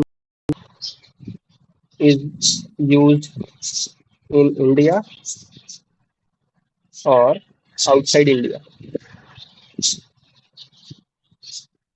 बताइए, ये फर्स्ट पॉइंट था। यहां तक किसी को डाउट है तो बताओ। उम्मीद करते हैं नहीं होगी। क्या है प्रॉब्लम? क्या प्रॉब्लम का सॉल्यूशन था वो मैंने आपको बता दिया। अब आओ आगे, क्या है? Loan used by Indian resident. ठीक है, वो रेसिडेंट आरओआर भी हो सकता है, एनओआर भी हो सकता है, ऑर्डिनरी रेसिडेंट भी होता है, हो सकता है, नॉट ऑर्डिनरी रेसिडेंट भी हो सकता है। Paid by Indian resident on a loan used by him would always be deemed to accrue or rise in India. However, where such loan is used by such resident for business or profession carried outside India or for earning any income whose source is outside India, then such interest would not be deemed to accrue or rise in India. यहाँ तो समझ में आया कि अगर Indian government उस पैसे का इस्तेमाल इंडिया के बाहर करे या इंडिया के अंदर करे, ये जो आपसे लोन लिया है इंडियन गवर्नमेंट ने, चाहे वो उस पैसे का इस्तेमाल इंडिया में करे या इंडिया के बाहर, ये मैटर नहीं करता। आपको जो इंटरेस्ट मिलेगा वो अक्रूअराइज डीम किया जाएगा, इंडिया में अक्रूअराइज हुआ है। लेकिन आप अगर इंडियन रेसिडेंट हो, गवर्नमेंट के अलावा, इंडियन गवर्नमेंट के अलावा आप इंडियन रेसिडेंट हो, ऑर्डिनरी रेसिडेंट हो या नॉट ऑर्डिनरी रेसिडेंट हो, वो मैटर नहीं करता। लेकिन अगर आप रेसिडेंट हो और आपने इंडिया में इसका, आपने किसी से लोन लिया, आपने किसी से 10 करोड़ का लोन लिया और इस 10 करोड़ का सम, आपका एक बिजनेस है, दो बिजनेस है मान लो, आपने दोनों बिजनेस के लिए 5-5 करोड़ रुपए लोन लिए, 5 करोड़ 5 करोड़, ये आउटसाइड इंडिया चल रहा है, ये इंडिया में चल रहा है। तो इस 10 करोड़ पे जो इंटरेस्ट लगेगा, कंप्लीटली 10 करोड़ पे इंटरेस्ट लगना है। मान लो 10 करोड़ पे 10% का इंटरेस्ट लगा, कितना हुआ? 1 करोड़। ये 1 करोड़ रुपये टैक्सेबल होना था, लेकिन ऐसा नहीं है इसमें। यहाँ यूज किया, यहाँ ये देखा जाएगा, इस सेकंड केस में ये देखा जाएगा कि आपने उस फंड का इस्तेमाल कहाँ करना है, इंडिया में करना है, इंडिया के बाहर करना है। अगर आप उस फंड का इस्तेमाल इंडिया में करोगे तब तो आपका इंटरेस्ट टैक्सेबल हो जाएगा।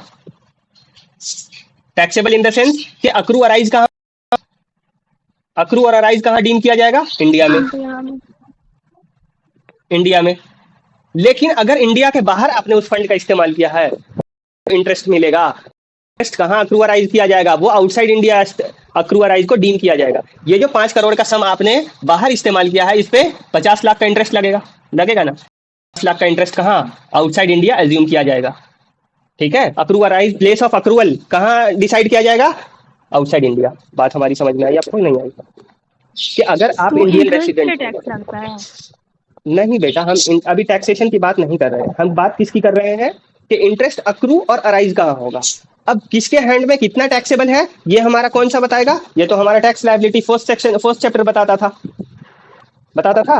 अब किसके लिए टैक्सेबल है, किसके लिए टैक्सेबल है, ये सेक्शन 5 बताया था आपको कि अगर आरओआर हो, आप रेसिडेंट हो और अगर कोई इनकम इंडिया में अक्रूअराइज होता है तो वो टैक्सेबल होगा। अगर एनओआर हो, इंडिया में होगा अक्रूअराइज, तो टैक्सेबल होगा। नॉन रेसिडेंट हो, अगर इंडिया में अक्रूअराइज हुआ तो भी टैक्सेबल होगा। ये वाला कंडीशन मैंने सेक्शन 5 का आपको डिस्क्राइब तो किया था, लेकिन अभी सेक्शन 9 बता रहा हूँ। सेक्शन 9 में ये 5th पॉइंट है।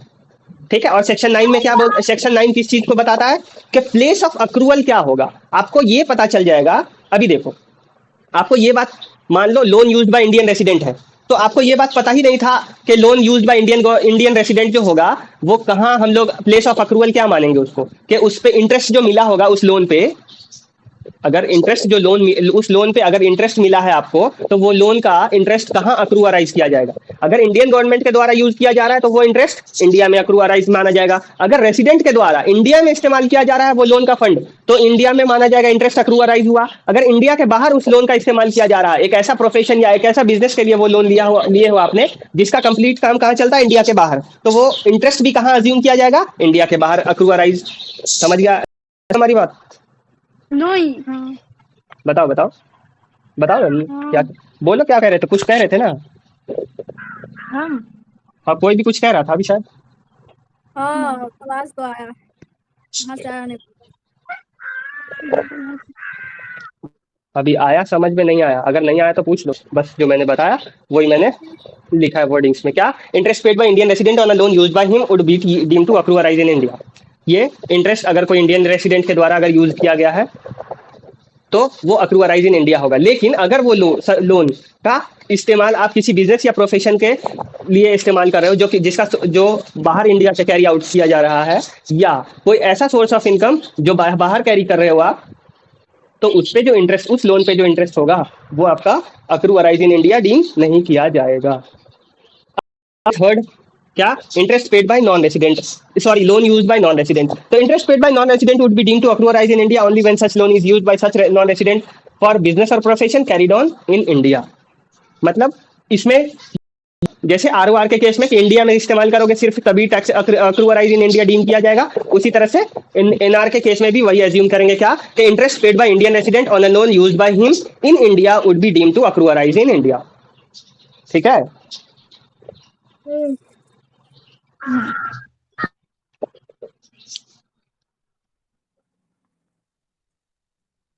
Interest paid by NR on a loan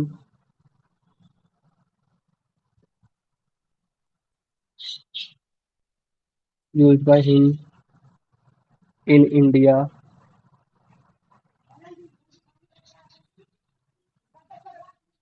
shall only be deemed to accrue or arise in India. Interest paid by non-resident on a loan used by him in India shall only be deemed to accrue or arise in India. ये बात आपकी clear है? किसी को कोई समस्या यहाँ तक तो बोलिए। रॉयल्टी में क्या क्या गया? कंसीडरेशन होता है, मतलब आप जो यूज करोगे उसके बदले कुछ दोगे। तो क्या, किस चीज के लिए इस्तेमाल करने के? चाहे पेटेंट यूज करो, ट्रेडमार्क, कॉपीराइट, डिजाइन, ये सब जो इस्तेमाल करते हैं लोग, सॉफ्टवेयर हो गया किसी पर्टिकुलर तरह का, तो वो आप जो इस्तेमाल करते हो तो वो क्या एक तरह का रॉयल्टी है। क्या बोलते हैं उसे हम लोग? रॉयल्टी। कितना हेड है इसमें? इसमें भी हेड ही नहीं है, जैसे पहले था कि अगर इंडियन गवर्नमेंट के द्वारा यूज किया गया, रेसिडेंट के द्वारा यूज किया गया और नॉन रेसिडेंट के द्वारा यूज किया गया, तीन पहले की तरह, तो फिर से तीन हेड बनाओगे या कुछ और कह रहे थे? नहीं, अच्छा, मतलब ये सब सेक्शन 9 में बता रहे हैं ना। हाँ हाँ, ये सेक्शन 9 में तुम बस समझो ना, एक और है, बस एक और, ठीक है? इसके अलावा, रॉयल्टी के अलावा एक और, फी फॉर टेक्निकल सर्विसेज बोलते हैं उसे।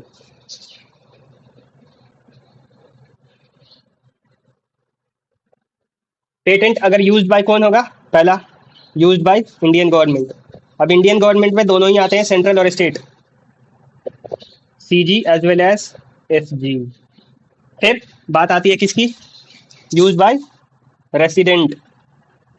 कैसा? तो इंडियन रेसिडेंट।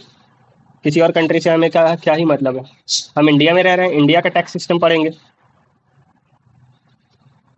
चलो, फिर यूज्ड बाय नॉन रेसिडेंट। इन तीनों का हमें देखना है, Indian government, Indian resident and non resident का, कि हम लोग कैसे इस्तेमाल करते हैं इन लोगों को, इन लोगों के पेटेंट का, डिजाइन का, जो भी हो। तो फर्स्ट देखो, सुनो, royalty paid by the Indian government would always be deemed to accrue arise in India whether the government use the patent design etcetera in India और आउटसाइड इंडिया। जैसे पहले था, जैसे इससे पहले इस्तेमाल कर रहे थे ना, इंटरेस्ट का काम कर रहे थे, याद है? अरे इंटरेस्ट का जैसे कंडीशन था जिस तरह से तीनों का, उसी तरह से इसमें भी तीनों के सेम कंडीशन होते हैं, ठीक है?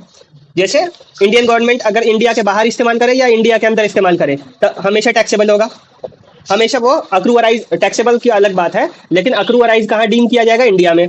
अगर कोई आरओआर इस्तेमाल करता है और वो आरओआर ऐसा बिजनेस के लिए इस्तेमाल करता है जो सिर्फ और सिर्फ इंडिया में यूज किया जा रहा है, ऐसा पेटेंट डिजाइन यूज करता है जो कि बिजनेस और प्रोफेशन आउटसाइड इंडिया अगर इस्तेमाल कर रहा हो, तो वो रॉयल्टी जो देगा वो अक्रू अराइज इंडिया में डीम नहीं किया जाएगा। लेकिन अगर इंडिया में इस्तेमाल कर रहा है उस पेटेंट का, ठीक है, ट्रेडमार्क का, कॉपीराइट का, डिजाइन का, तो वो डीम और अक्रू अराइज कहाँ किया जाएगा? डीम इंडिया में। बात समझ में आई? और नॉन रेसिडेंट के केस में भी सिमिलर है, जैसा आरओआर के केस, जैसा रेसिडेंट के केस में वैसा ही नॉन रेसिडेंट के केस में भी है।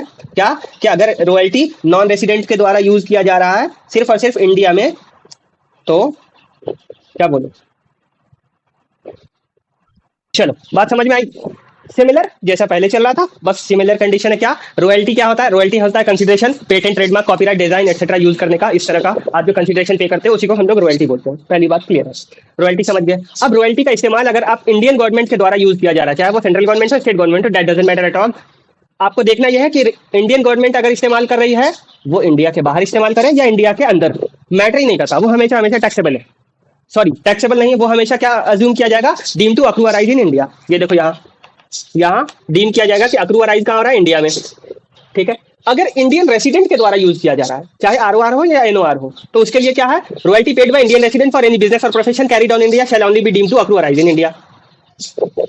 मतलब कहने का ये है कि इंडियन रेसिडेंट के द्वारा बिजनेस और प्रोफेशन जो कि इंडिया में कैरी ऑन कर रहा है, सिर्फ और सिर्फ वही डीम किया जाएगा क्या? Accrue arise in India. अगर इंडिया के बाहर किसी भी तरह का बिजनेस और प्रोफेशन कैरी डाउन कर रहा है और उसके लिए रॉयल्टी वो पे कर रहा है, ठीक है, मान लो अगर किसी का कंपनी है, किसी की कंपनी है, वो किसी डिजाइन को यूज कर रहा है इंडिया के बाहर, अमेरिका में इस्तेमाल कर रहा है उस डिजाइन का, ठीक है, अगर उस डिजाइन का इस्तेमाल करके अमेरिका से रॉयल्टी पे कर रहा है तो वो क्या माना जाएगा? वो इंडिया के बाहर डीम किया जाएगा अक्रू और अराइज, चाहे वो आरओआर हो या नॉन रेसिडेंट हो, चाहे वो रेसिडेंट हो या नॉन रेसिडेंट हो, मैटर नहीं करता। अगर इंडिया में इस्तेमाल करेगा डिजाइन का, पेटेंट का, ट्रेडमार्क का, कॉपीराइट का, तब जाकर के वो क्या माना जाएगा कि इंडिया में रॉयल्टी का प्लेस ऑफ अक्रूवल, इंडिया में डीम टू अक्रू अराइज माना जाएगा। लेकिन अगर इंडिया के बाहर इस्तेमाल किया गया, तो अगर आपने किसी उस पेटेंट का, ट्रेडमार्क का, डिजाइन का इस्तेमाल अगर इंडिया के बाहर किया है, तो वो क्या अज्यूम किया जाएगा कि आपने इंडिया के बाहर रॉयल्टी दिया है, उसका प्लेस ऑफ अक्रूवल इंडिया के बाहर माना जाएगा। बात यहाँ तक समझ आई? किसी को कोई डाउट है, कोई समस्या है आप लोगों में से किसी को, तो पूछ लो। हमारी मैंने क्या बोला? फी फॉर टेक्निकल सर्विसेज, एफटीएस। अगर इंडियन गवर्नमेंट के द्वारा इस्तेमाल किया जा रहा है एफटीएस, तो अगर fee for technical services paid by Indian government would always be deem to accrue arise in India, चाहे वो इंडिया में फी टेक्निकल सर्विसेज के लिए आपने पैसे दिए हो या इंडिया के बाहर के लिए के सर्विसेज के लिए, मैटर नहीं करता। वो अगर आपने इंडियन गवर्नमेंट को रेंडर किया है तो वो हमेशा प्लेस ऑफ अक्रूवल क्या माना जाएगा? Deem to accrue arise in India. फिर वहीं पे इंडियन रेसिडेंट की बात आती है, तो fee for technical services paid by Indian resident for any business और profession carried on in India shall only be deem to accrue arise in India. मतलब अगर आपने इंडिया में कोई ऐसे सर्विसेज, बिजनेस और प्रोफेशन कर रहे हो जिसके लिए आपने सर्विसेज लिए हैं, एफटीएस, आपने एफटीएस पे किए हैं, तो वो प्लेस ऑफ अक्रूवल क्या माना जाएगा? उसको deem to accrue arise in India. उसी तरह से नॉन रेसिडेंट के केस में भी इंडिया में है, प्लेस ऑफ अक्रूवल माना जाएगा, अनलेस एंड अनटिल वो बिजनेस और प्रोफेशन अगर बाहर किया जा रहा हो तो उसका माना कहा जाएगा? प्लेस ऑफ अक्रूवल इंडिया के बाहर, इंडिया में नहीं माना जाएगा। ये बात आपको यहाँ तक समझ में आई कि नहीं आई? आप लोगों को बताइए। बच रहा है वो सेक्शन 7 बच रहा है, तो वो देखो, वही हम लोग अभी कवर अप कर लेते हैं फटाफट, उसके बाद कहानी खत्म हो जाएगी इस सत्र की। चलो वापस से लिख देता हूँ। इतना था, बस इतना था कि रेसिडेंशियल स्टेटस कैसे निकालते हैं, इनकम को अक्रू अराइज कहाँ मानेंगे, डीम्ड इनकम कहाँ होगा, यही सब था और कुछ नहीं। क्या बताया था मैंने? इनकम रिसीव्ड और deem to be received in India. In Bharat.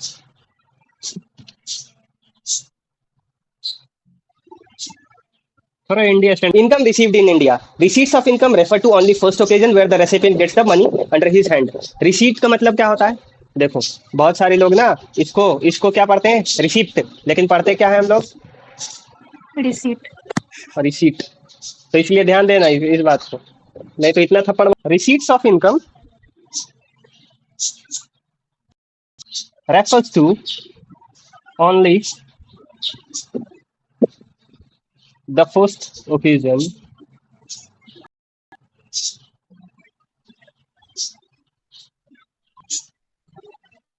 where the recipient gets the money, where the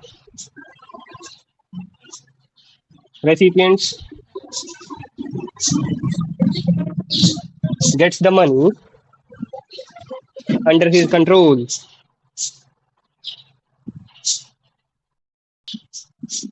ठीक है, receipts of income refers to only the first occasion where the recipient gets the money under his control. Receipt का मतलब क्या हुआ?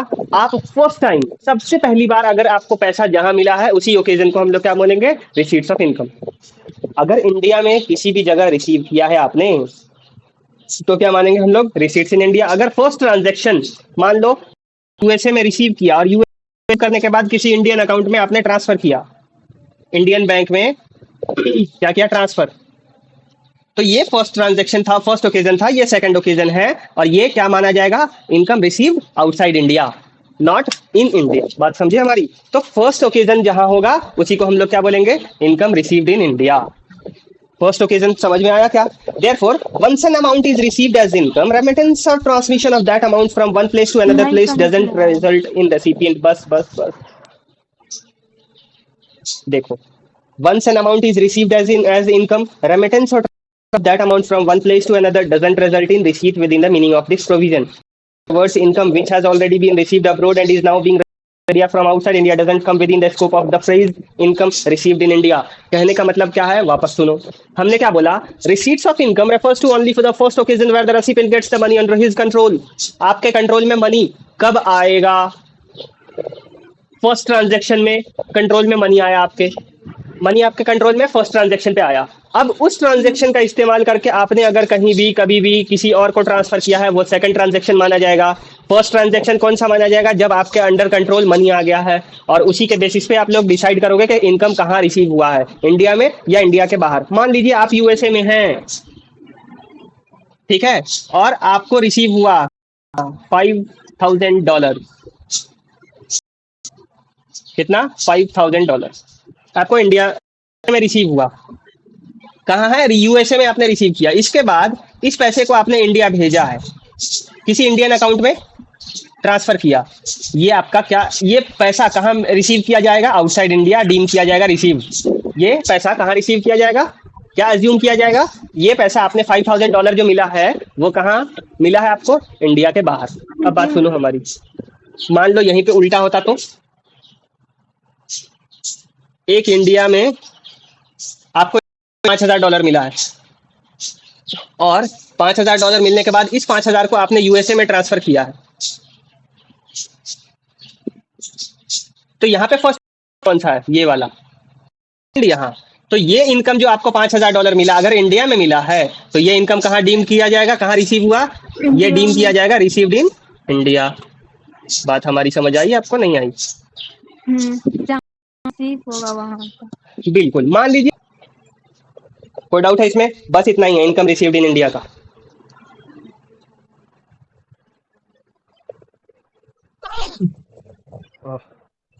बाप रे। अब सुनो, अब बात यहाँ तक क्लियर है? कोई डाउट नहीं है फर्स्ट पॉइंट में, इनकम रिसीव्ड इन इंडिया में? अच्छा Rani, income deem to be received in India कैसा? अभी ये एक्चुअल में रिसीव हुआ, और डीम्ड इनकम क्या होगा? अब सुनो, if a profit fund, PF होता है, याद है? प्रोविडेंट फंड क्या होता है? हर एक एम्प्लॉयर एम्प्लॉय को कंट्रीब्यूशन होता है कुछ। अगर हमारे लिए कुछ काम कर रहा है तो हमको, एम्प्लॉय हमारे लिए कुछ काम कर रहा है तो हम अपने एम्प्लॉय के लिए फ्यूचर के लिए कुछ पैसे सिक्योर करें। गवर्नमेंट ने ऐसा प्रोविजन बनाया, ग्रेच्युटी का स्कीम, प्रोविडेंट फंड का स्कीम, कि चलो ठीक है भैया, अगर तुम हमारे इस खास पीएफ में पैसे डालोगे तो हम तुमको 8%, 7%, 5% जो भी है का इंटरेस्ट देंगे, जो भी पैसे आप लोग सबमिट करोगे। तो क्या होता है? सैलरी से कुछ पैसे डिडक्ट करते हैं एम्प्लॉयर एम्प्लॉय, और दोनों पैसे जमा होकर के गवर्नमेंट के पीएफ अकाउंट में, उस व्यक्ति के, पर्टिकुलर व्यक्ति के अकाउंट में चला जाता है, और फर्दर पैसे कमाए जाते हैं। लोग ऐसे ही पैसे, वो इंटरेस्ट मिलता है at the time of leaving the job. आप जब जॉब छोड़ो वो अपना पीएफ का पैसा रिसीव कर सकते हो। अगर दूसरे जॉब में जाओगे तो अगर तुम्हारा पुराना पीएफ है तो उसको कंटिन्यू कर सकता है, ऐसा नहीं कि नहीं, वो भी कंटिन्यू होता है। तो हर एक पर्टिकुलर व्यक्ति का जो भी जॉब में है उन लोग का पीएफ कटता है। तो पीएफ में कुछ भी पैसा है तो वो पैसा, if a provident fund is being maintained in India, ऐसा पीएफ जो इंडिया में मेंटेन किया जा रहा हो, and amount credited to such provident fund being maintained in India is treated as income received in India and दस taxable in all three cases. मतलब अगर आपको पैसा, आपका जो पीएफ है वो इंडिया में मेंटेन किया जा रहा हो, आपका जो पीएफ का, आपने जो पीएफ को मेंटेन कर रखा है, और वो जो पीएफ में पैसे आप डाल रहे हो वो मेंटेन कहाँ हो रहा है? इंडिया में। अगर इंडिया में मेंटेन हो रहा है तो आपने जितने भी पैसे डाले हैं उसमें वो क्या ट्रीट किया जाएगा? Deemed as income received in India and shall be taxable in all the three cases. Three cases मतलब आरओआर, एनओआर और एनआर, तीनों के केसेस में आपका इनकम टैक्सेबल होगा। बात समझ आई नहीं आई? बताओ, सुनो, आ गया।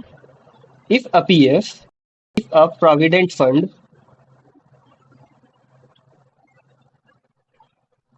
being maintained in India, तो या तो एक छूट ही गया, इस कौन लगाएगा? इज हाँ। बीइंग इंडिया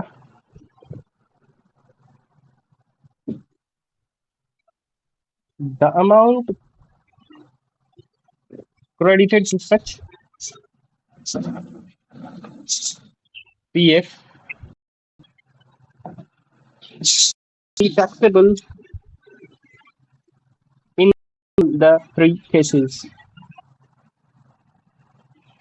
क्या आर NOR एंड NR समझ गए तीनों केसेस कोई डाउट है इसमें फिर नेक्स्ट देखो the services may be rendered by the employ in India और outside India but the amount credited to PF being maintained in India would always be taxable बात यहाँ क्या आई अगर कोई भी पीएफ जिसको इंडिया में मेंटेन कर रहे हो आप तो वो हमेशा हमेशा टैक्सेबल होगा उसमें कोई हस्तक्षेप नहीं है कि आप इंडिया में काम करो या इंडिया के बाहर काम करो ये मैटर ही नहीं करता अगर आप किसी फॉरेन कंपनी में फॉरेन में ही रह करके हमेशा काम कर रहे हो लेकिन वो फॉरेन कंपनी क्या करती है पीएफ मेंटेन करती है इंडिया में का पीएफ टैक्सेबल हो जाएगा आप भले ही नॉन रेसिडेंट हो आप भले ही एनओआर हो that doesn't matter at all आपको टैक्स देना है तो देना है बस सिंपल सी बात है नेक्स्ट सुनो interest on the provident fund being maintained in India is also treated as income received in India and दस टैक्सेबल इन अच्छा ठीक है यहाँ तो पीएफ में पैसे आपने डाले यहाँ पीएफ के पैसे डाले पीएफ में पैसे डालने के बाद मैंने क्या बोला था कुछ क्या मिलता है इंटरेस्ट मिलता है तो उस पे जो इंटरेस्ट मिलेगा ऐसा पीएफ पे से जिस पीएफ को आपने इंडिया में मेंटेन कर रखा हो आपने इंडिया में पीएफ मेंटेन किया अब उस पीएफ को इंडिया में मेंटेन करने के बाद इंटरेस्ट भी मिला अब ये जो इंटरेस्ट मिला ना ये भी टैक्सेबल हो जाएगा आपका इंडिया में क्योंकि उसका मेन फंड इंडिया में है और मेन फंड के साथ इंटरेस्ट भी अक्रूअराइज इंडिया ही में हो रहा है तो रिसीव क्या डीम करोगे आप ये माना जाएगा कि इनकम रिसीव्ड इन इंडिया है नहीं आई ये जो इंटरेस्ट इनकम है ये भी टैक्सेबल हो जाएगा तीनों केसेस में तो क्या लिखोगे the interest received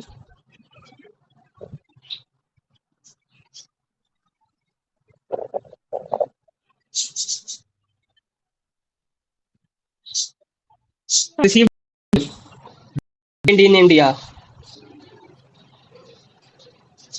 is also deemed the interest received on PF being maintained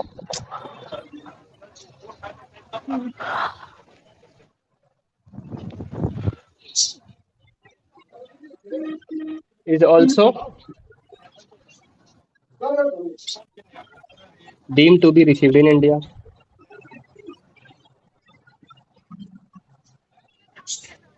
and shall be taxable in all three cases.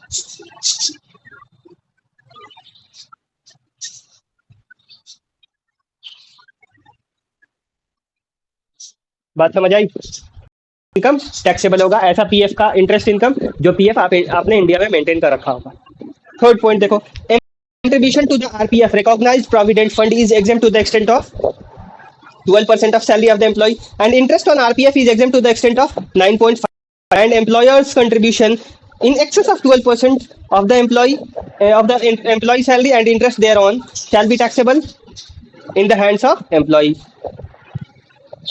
क्या बोला मैंने एम्प्लॉयर्स कंट्रीब्यूशन किसका एम्प्लॉयर जिसने आपको हायर करके जॉब दिया है to recognised provident fund question में बता दिया जाएगा रिकॉग्नाइज्ड है या नहीं है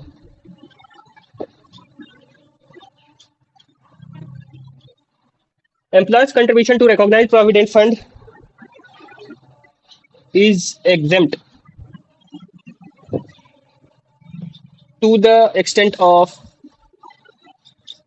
12% of employee salary कितना एम्प्लॉई सैलरी मान लो कोई एक एम्प्लॉई है उस एम्प्लॉई की सैलरी है 1 लाख रुपए साल की सॉरी महीने के मान लो 1 लाख रुपए ठीक है 1 लाख का 12% कितना होगा बताओ 12,000 ये 12,000 रुपया अगर 12,000 रुपए से एबव अगर 14,000 रुपए कंट्रीब्यूशन कौन दे रहा है एम्प्लॉयर तो इस सिनेरियो में 2,000 रुपए क्या हो जाएंगे टैक्सेबल और 12,000 रुपए क्या हो जाएगा एग्जेम्प्ट समझ गए कोई दिक्कत इस बात को समझने में I don't think so and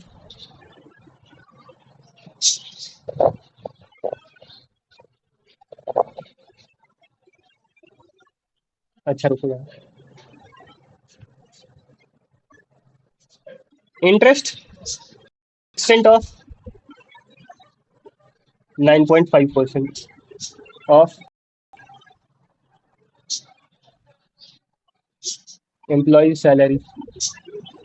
interest income जो होगा वो कहाँ तक एग्जेम्प्ट होगा? 9.5%। किसके हैंड में? In the hands of employ. Employ के हैंड में एग्जेम्प्ट माना जाएगा, एम्प्लॉयर के हैंड में नहीं। मतलब जिसको जॉब मिला है, जो काम कर रहा है ऑफिस में, उसको। बात समझ? देखो, हाँ। अब कोई समस्या? नहीं। चलो, बहुत अच्छी बात है। इससे एक्सेस जितना रहेगा, वो तो ठीक है। एक चीज और नोट दे करके लिख लोगे क्या? एम्प्लॉय बीच में कुछ और कंट्रीब्यूशन। लिखेंगे? हाँ हाँ, लिखूंगा। Employ contribution is allowed as. देखो, यहाँ पे एम्प्लॉयर की तो बात कर लिया गया, लेकिन एम्प्लॉय का कंट्रीब्यूशन की बात नहीं की गई है। तो एम्प्लॉय का कंट्रीब्यूशन का ना सेक्शन 80C में डिडक्शन मिलता है। वो हम लोग डिडक्शन का चैप्टर 6A पढ़ेंगे ना, तो उसमें बताऊंगा मैं सेक्शन 86 में 80C में कैसे बेनिफिट्स कैसे मिलता है।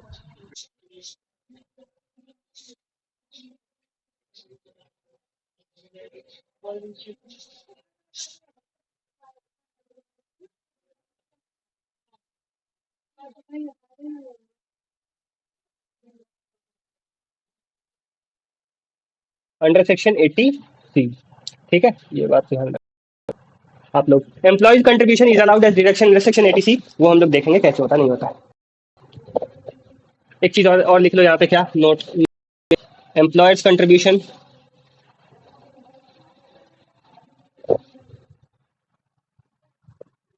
in excess of 12% and interest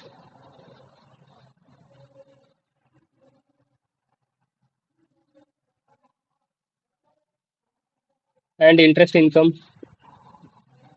in excess of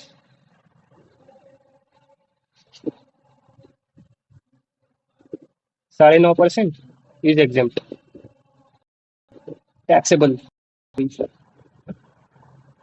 ठीक है, इन द हैंड्स ऑफ। किसके हैंड में टैक्सेबल होगा? एम्प्लॉय के। एम्प्लॉय। जिसको मिलेगा उसी के हैंड में टैक्सेबल होगा। बिल्कुल, बात तो समझ में आई? क्लियर है? सेक्शन 7 क्लियर है? बताओ, कोई डाउट है? फिर से सुन लो। Income deemed to be received in India if a PF is being maintained in India, the amount credited to such PF shall be taxable in all the 3 cases, ROR, NOR and NR. अगर कोई ऐसा PF है जिसको India में maintain कर रहे हो, तो वो हमेशा हमेशा टैक्सेबल होगा, चाहे वो एम्प्लॉय इंडिया के बाहर ही क्यों ना काम कर रहा हो। लेकिन पीएफ मेंटेन कहाँ होना चाहिए? इंडिया में होना चाहिए। वो किन के लिए टैक्सेबल होगा? तीनों के लिए, आरओआर, एनओआर एंड एनआर के लिए। फिर सेकंड मैटर देखो, इंटरेस्ट जो रिसीव होगा पीएफ पे, जो इंडिया में मेंटेन कर रहे होगा जो पीएफ, उस पर जो इंटरेस्ट रिसीव होगा वो भी जैसे क्रेडिट किए हो आप पीएफ पे मेन इनकम, जो आपने प्रिंसिपल इनकम दिया है, जैसे प्रिंसिपल इनकम टैक्सेबल है, उसी तरह से इंटरेस्ट इनकम भी टैक्सेबल हो जाएगा तीनों के हैंड में। फिर आपके कितना इनकम टैक्सेबल होगा और कितना एग्जेम्प्ट? तो एम्प्लॉयर्स का कंट्रीब्यूशन जो 12% होता है, अगर आपके इनकम का 12% तक अगर एम्प्लॉयर का कंट्रीब्यूशन है तो वो तो एग्जेम्प्ट है। और 12% से एक्सेस में अगर आपने किसी रिकॉग्नाइज्ड प्रोविडेंट फंड में एम्प्लॉयर का कंट्रीब्यूशन है 12% से ऊपर, तो वो टैक्सेबल हो जाएगा in the hands of employ. Interest अगर 9.5% से ज्यादा है तो वो in the hands of employ के टैक्सेबल हो जाएगा। ये बात क्लियर है? हाँ। हालांकि एम्प्लॉयर का बात हो चुका है, तो एम्प्लॉय का कंट्रीब्यूशन सेक्शन 80C में डिडक्शन मिलता है। चलो अब बात देखते हैं सेक्शन 5 में क्या। Income accruing arising abroad and also received abroad. कुछ ऐसे इनकम जो इंडिया के बाहर अक्रू भी हुए, अराइज भी हुए और रिसीव भी बाहर ही हुए। ठीक है, तो इनका हम क्या ट्रीटमेंट करते हैं? वो जो बात बोल रहा हूँ उसे accruing arising abroad and also received abroad taxable in the case of resident and ordinarily resident. सिर्फ और सिर्फ अगर ऐसा इनकम है जो आपका अक्रू भी बाहर हुआ या अराइज बाहर हुआ और रिसीव भी आपने बाहर किया है, तो वो टैक्सेबल होगा सिर्फ और सिर्फ एक केस में। वो केस क्या है? रेसिडेंट एंड ऑर्डिनरीली रेसिडेंट के केस में, और एनआर के केस में टैक्सेबल नहीं होगा। पहली बात समझ आई। दूसरी बात समझो, 2 केसेस ऐसे हैं जहां इनकम अगर बाहर इंडिया के रिसीव होता है फिर भी वो टैक्सेबल है, लेकिन किसके केस में? ऑर्डिनरीली रेसिडेंट के केस में। यहाँ पे कंडीशन है हमारा। चलो फर्स्ट कंडीशन देखो, income from business carry down outside India but control from India. एक ऐसा बिजनेस जो कंप्लीटली बाहर चल रहा हो या पार्शियली भी बाहर चल रहा हो, मैटर नहीं करता। अगर कंप्लीटली बाहर चल रहा हो लेकिन कंट्रोल आप इंडिया में से कर रहे हो, आप कंट्रोल इंडिया से करोगे और बिजनेस आपका कंप्लीटली बाहर चल रहा है, टैक्सेबल है। एनआर के केस में, एनओआर के केस में, नॉट ऑर्डिनरीली रेसिडेंट। रेसिडेंट तो होना चाहिए, साथ में एनओआर होना चाहिए। आरओआर की बात नहीं कर रहा हूं मैं। आरओआर के लिए तो हर एक कंडीशन में टैक्सेबल है, ठीक है। लेकिन एनओआर के केस में only taxable when the business is controlled from India. जब आप बिजनेस इंडिया से कंट्रोल कर रहे हो तो। फिर नेक्स्ट पॉइंट देखो, income from a profession carried on outside India which was initially set up in India. एक ऐसा प्रोफेशन जो कि इंडिया के बाहर, जो कि आप इंडिया के बाहर कैरी आउट कर रहे हो, लेकिन इनिशियल सेटअप कहाँ हुआ था? इंडिया में हुआ था। तो ऐसे कंडीशन में आपके लिए क्या है बताइए? तो ऐसा पैसा, ऐसे इस प्रोफेशन से जो पैसा आएगा वो एनओआर के केस में टैक्सेबल होगा, नॉट ऑर्डिनरीली रेसिडेंट के केस में टैक्सेबल होगा। बात समझ आई हमारी? नहीं आई? Good good, great, that's a matter of great joy. सुनो, treatment of past untaxed profits, any past untaxed profit shall not be considered to be income of the current year under any status. मान लो आपका 2018 में ना आपने कुछ कम income disclose किया था, बाद में जाकर के आपके घर पे रेड हुआ है, और रेड होने के बाद मिला 100 करोड़ रुपए का घोटाला, तो 100 करोड़ रुपए पुराने साल का जब डिस्क्लोज नहीं किया था, तो उस इनकम का मानेंगे 2018 का, ना कि 2023 का। बात समझ गए? क्या? अरे मान लो 2018 में ना आपके पास इनकम था 500 करोड़ का, लेकिन आपने डिस्क्लोज आईटीआर में 400 करोड़ रुपए ही दिए, तो 100 करोड़ का तो आपने हाइड कर लिया। बाद में किसी दिन रेड हुआ, जब पेपर ऑन पेपर बात हुई तो आपको पता लगा, तो इनकम टैक्स डिपार्टमेंट को पता लगा, अरे भैया इन्होंने 2018 में तो 100 करोड़ रुपए घपले मार रखे थे।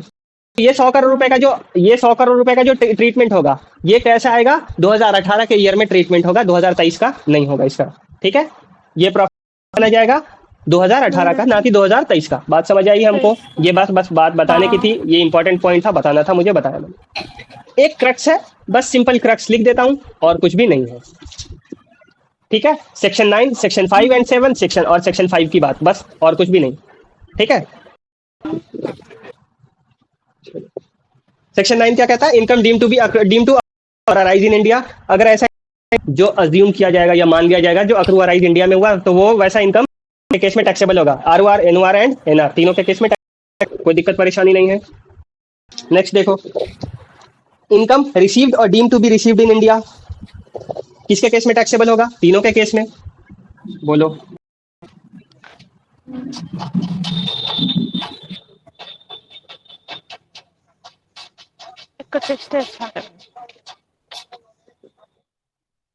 फिर एनओआर मुझे मैसेज अपने आप आ रहा है। क्या?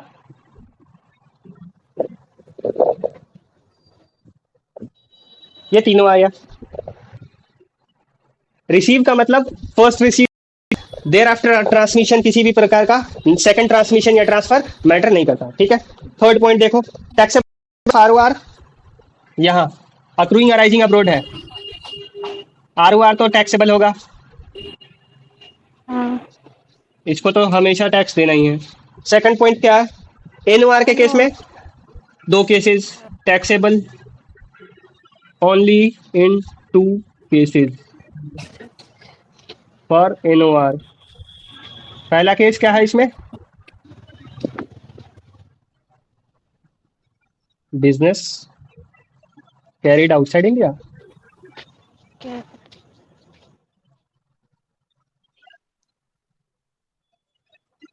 But controlled from India.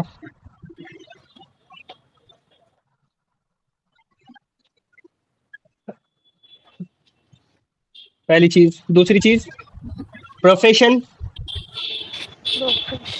Carried on outside India, controlling India, but नहीं, which was initially set up in India, जिसका इनिशियल सेटअप क्या हुआ था? इंडिया में, और में टैक्सेबल नहीं होता है। कोई दिक्कत परेशानी? यही है आपकी कहानी, इसके अलावा कुछ भी नहीं है इसमें।